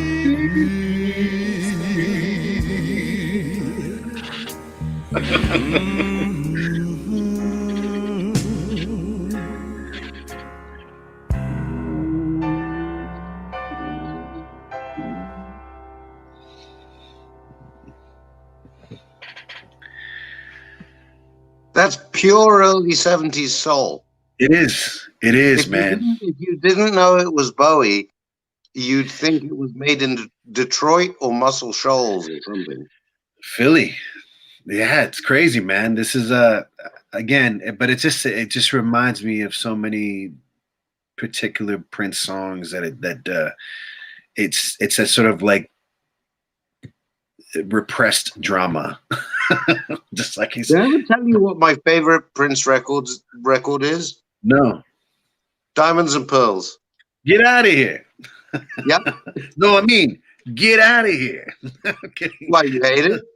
I'm kidding. I love that record. I love all Prince. You were the one who turned me on to that. It's gone from YouTube now. You were the one who turned me on to that medley at the Greek with Wendy and Lisa. Oh, what was that? Wait a minute. I now don't remember that. Hold on a second. Like a 9-minute live medley with the whole band doing like, I don't know, a half a dozen Prince songs in the space of 9 minutes. And they're tight as a rat's ass. Yes. And my buddy Paul is friends with Wendy and Lisa from recording them back in the day. And I told him this after you showed me that video 9 years ago or something.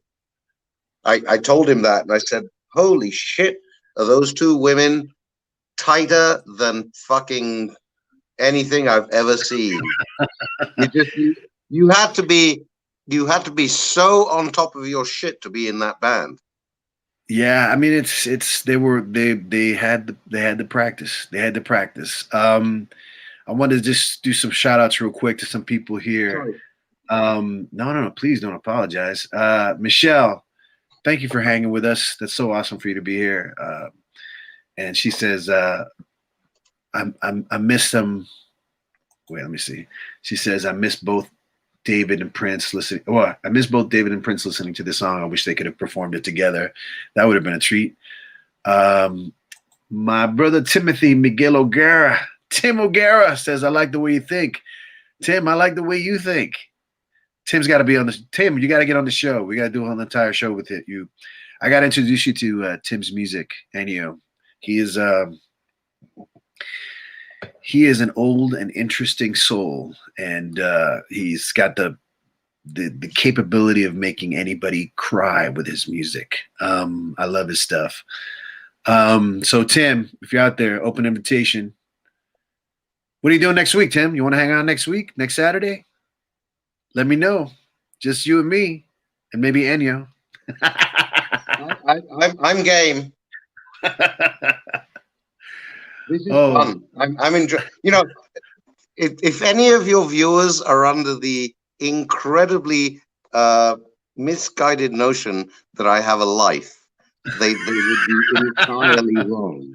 But what are we talking 2020 life or pre-2020? Because it's No, like, you know. no, remember, until I got this job, I was a pauper borrowing money from friends who were way too indulgent with me for a very long.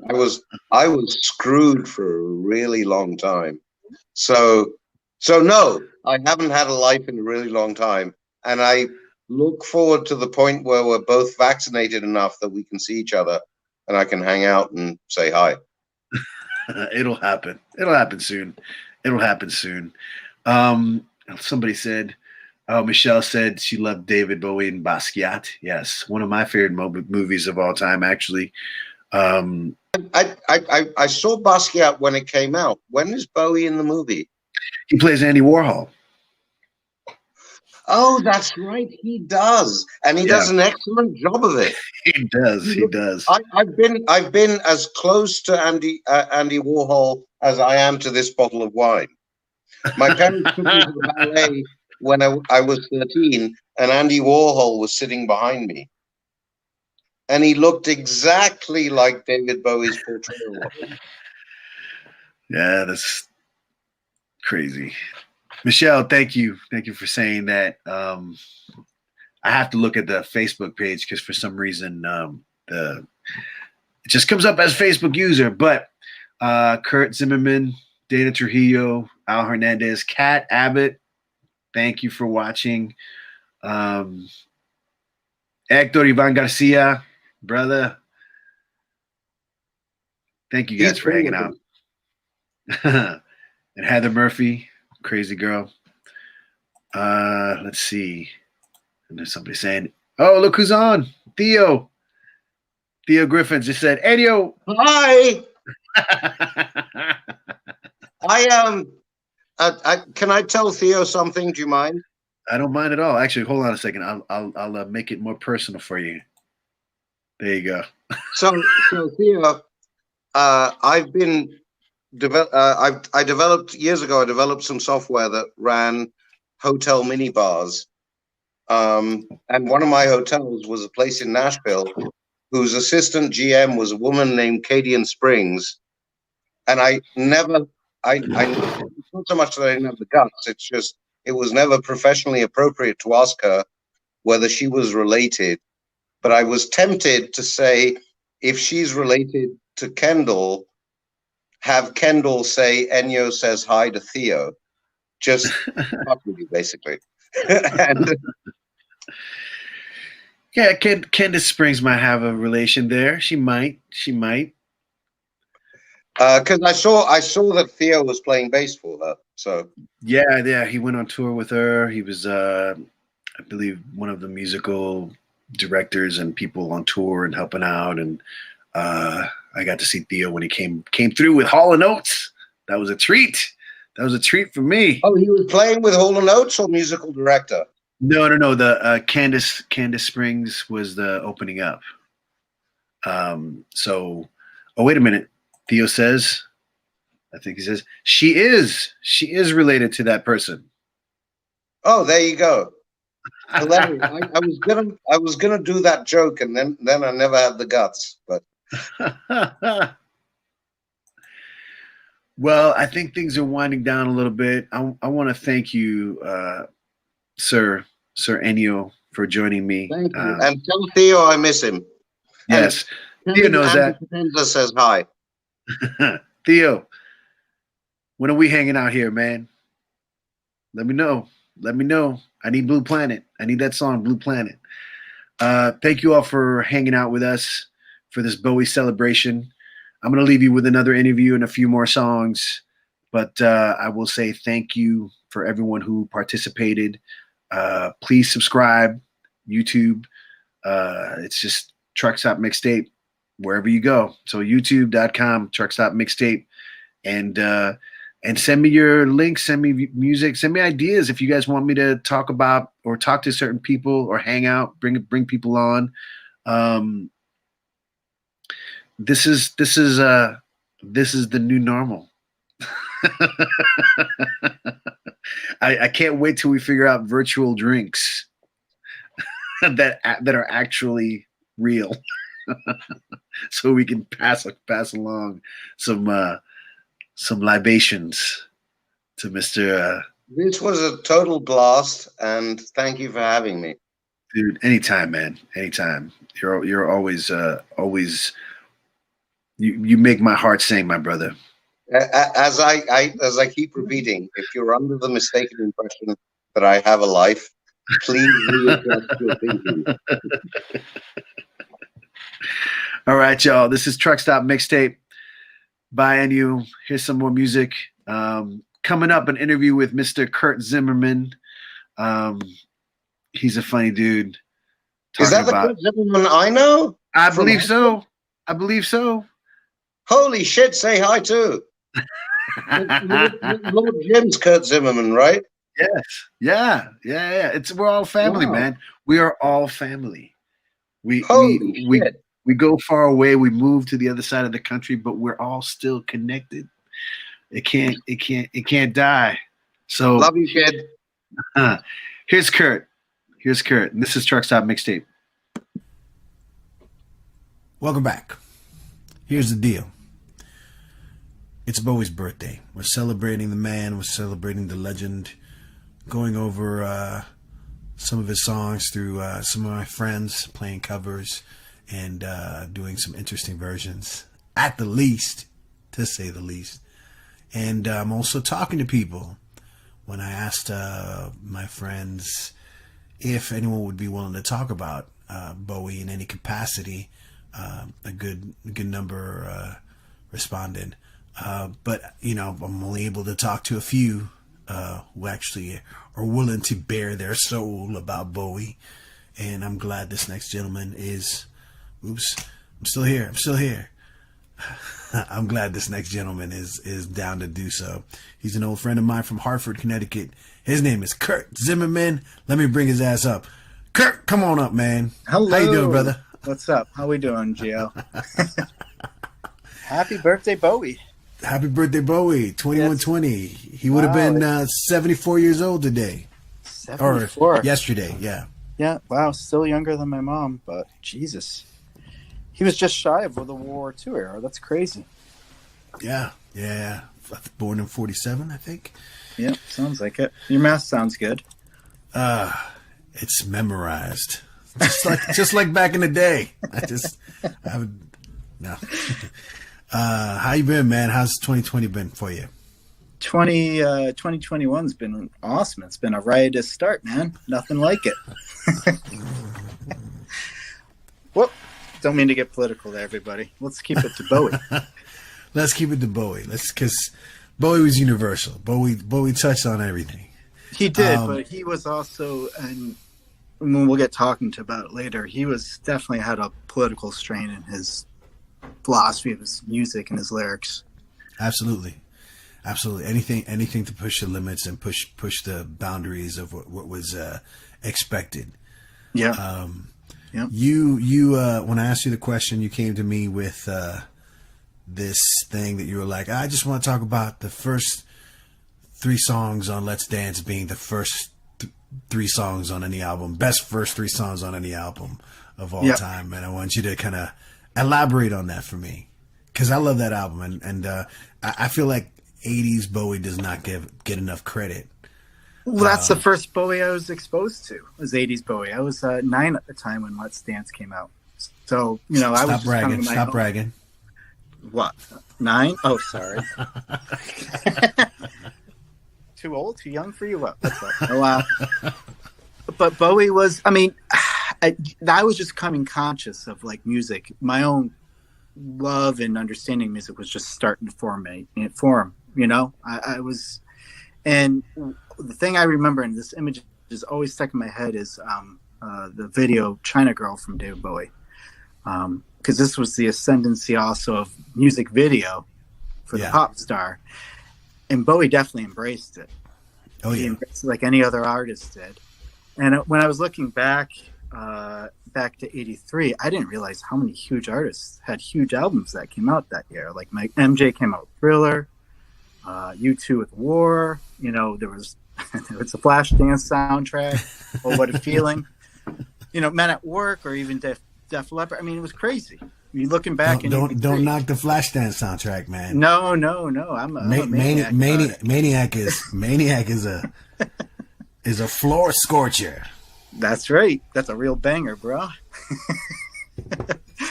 And even one of my favorite groups later in life, probably one of my all-time favorite groups, New Order, came out with Power, Corruption, and Lies. But there was Bowie. And like I said, it's just that video, China Girl, there was something exotic to me. It was something different about his stylings. And his music was unabashedly pop at that time. He embraced it. And I think that's why I took it so easily. Let's Dance was he produced that album with Niles Rodgers, and it was with his own money. And what I didn't realize, and then he had to make it with his own money, and then EMI picked him up, but for a huge contract at the time, $17 million to sign him for. Yeah, because he had made the choice to make some hits. Yep, he consciously did, and he picked Niles Rodgers over the other fellow that was his producer on previous albums. His name doesn't come to me at the moment, because he knew Niles could bring him hits, and Niles Rodgers, you know, that sound that chic sound is in there. That disco type of sound is in there. Yeah. That, you know, these are three danceable hits that I'm talking about, and that appeals to me too. Yeah. But when I mentioned to you before, Bowie kind of dropped off the screen, and then the '90s came and grunge came, which was like it was the counter to the glitzy glam pop of the '80s. Yeah. Totally was. And then Nirvana covers this song for their Unplugged album that just destroyed me. It was The Man Who Sold the World. I'm like, that's a great tune. Is that them? And it wasn't, obviously. I think Kurt Cobain, if I'm not mistaken, credited Bowie before he performed the song on the MTV Unplugged album. And then I heard Bowie's original, the original from Bowie, and I was just blown away. And I'm like, oh, this is. Yeah, I mean, Nirvana's cover is pretty faithful. It is, but it is quite faithful. And once when I, got reunited with Bowie, I started to open up to, his Ziggy and Stardust and going back to Space Oddity, and just I've still got a lot to learn about Bowie. I can still jump down the Bowie hole, but also looking back at Bowie, I look back at the album that first got me, Let's Dance, and I heard the first 3 tracks, and I'm like, this is an incredible opening to any album. I can't name an album off the top of my head right now that 3 tracks like that are amazing, and China Girl still to me is amazing. Just the way it opens with that, that guitar riff I know it's kind of like Oriental sounding for lack of a better term, but it just draws you in. Yeah, it's hypnotic. It's hypnotic. I mean, it's totally hypnotic. You go from to the pop-up party that is Let's Dance.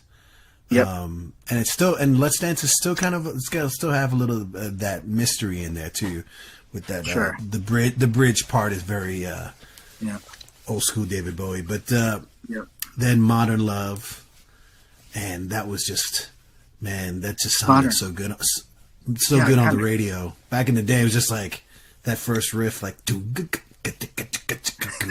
it's like, oh man, I remember being whatever 12, 13, and you're like, up. Where's the volume? Right away. Yeah. And then China Girl, China Girl was just like, that I don't know what he's singing about. I don't know what this is. And that little guitar part was done by Stevie Ray Vaughan, and I had no clue.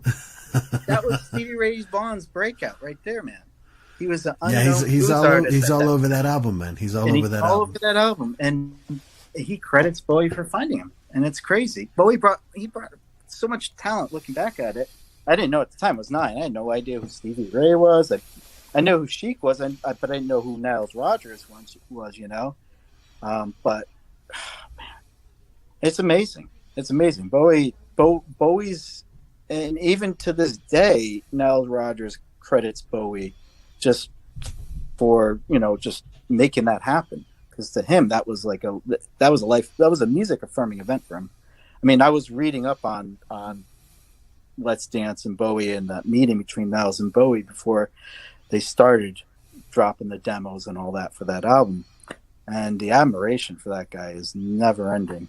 I mean, their professional relationship had a schism after that album, and he feels like Bowie didn't credit him enough for the work he did on it. But Bowie, there was something Bowie said. I forgot what he said, but he said something about he credits Niles for he credits Niles for getting him to write a song that opens with a chorus, and he's the only man who could do that. I don't get too big on it, but he will definitely be there, man. He's a guiding force, no doubt.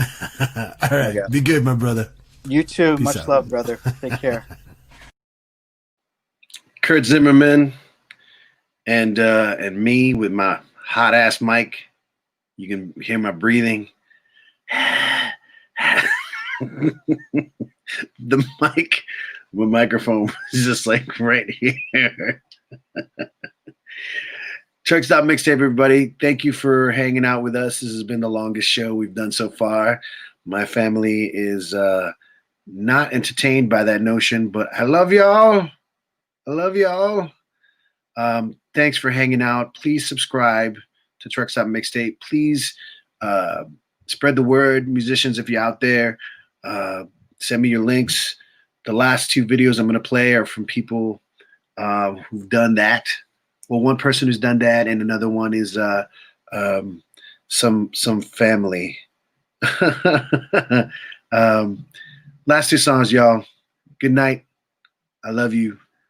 Truck Stop Mixtape. Bye.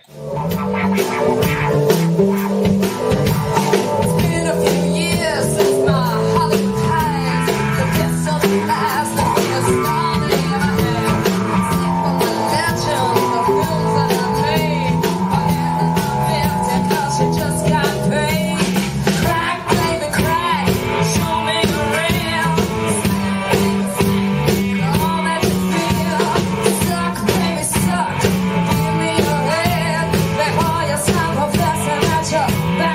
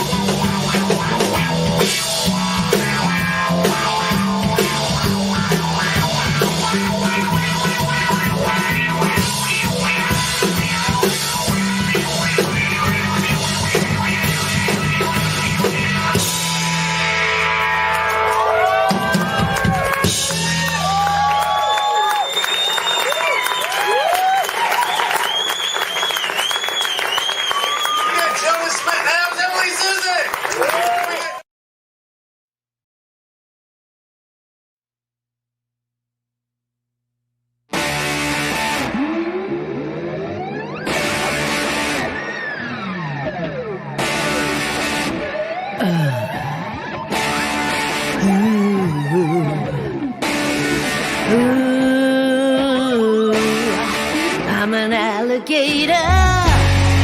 I'm a mama, papa coming for you. I'm a space invader. I'll be a rock and rollin' bitch for you. Keep your mouth shut. You're squawking like a pink monkey bird, and I'm busting up my brain for the world.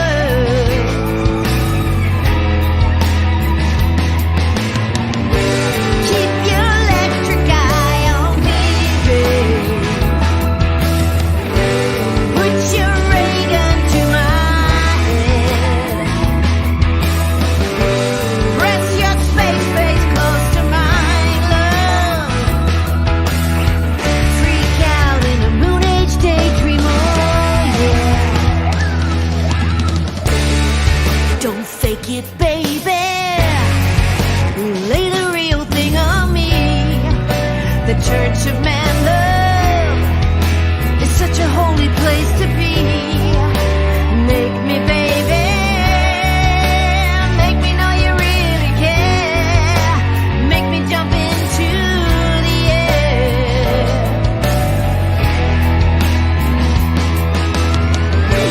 Keep your electric eye on me, babe. Put your ray gun to my head.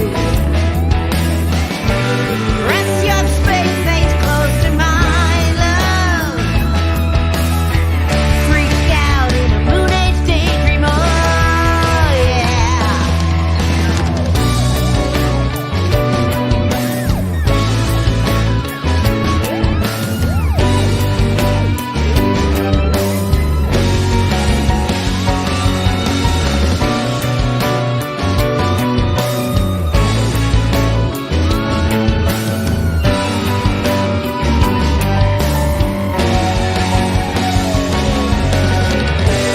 Keep your electric eye on me, babe. Put your ray gun to my head. Rest your space face close to my love. Freak out in a moon age daydream, oh yeah. Keep your electric eye on me, babe. Reach your ray gun to my head. Rest your space face close to my love. Freak out in a moon age daydream, oh.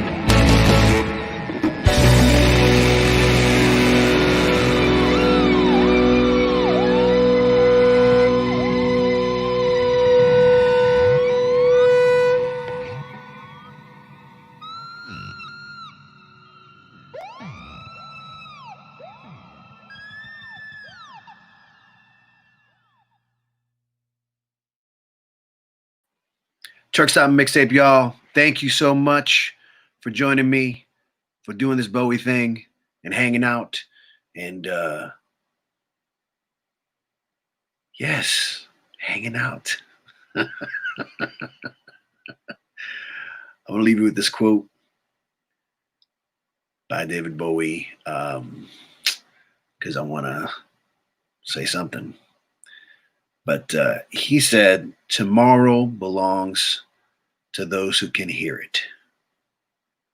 Keep your ears wide open. Keep your heart open. Keep your mind open.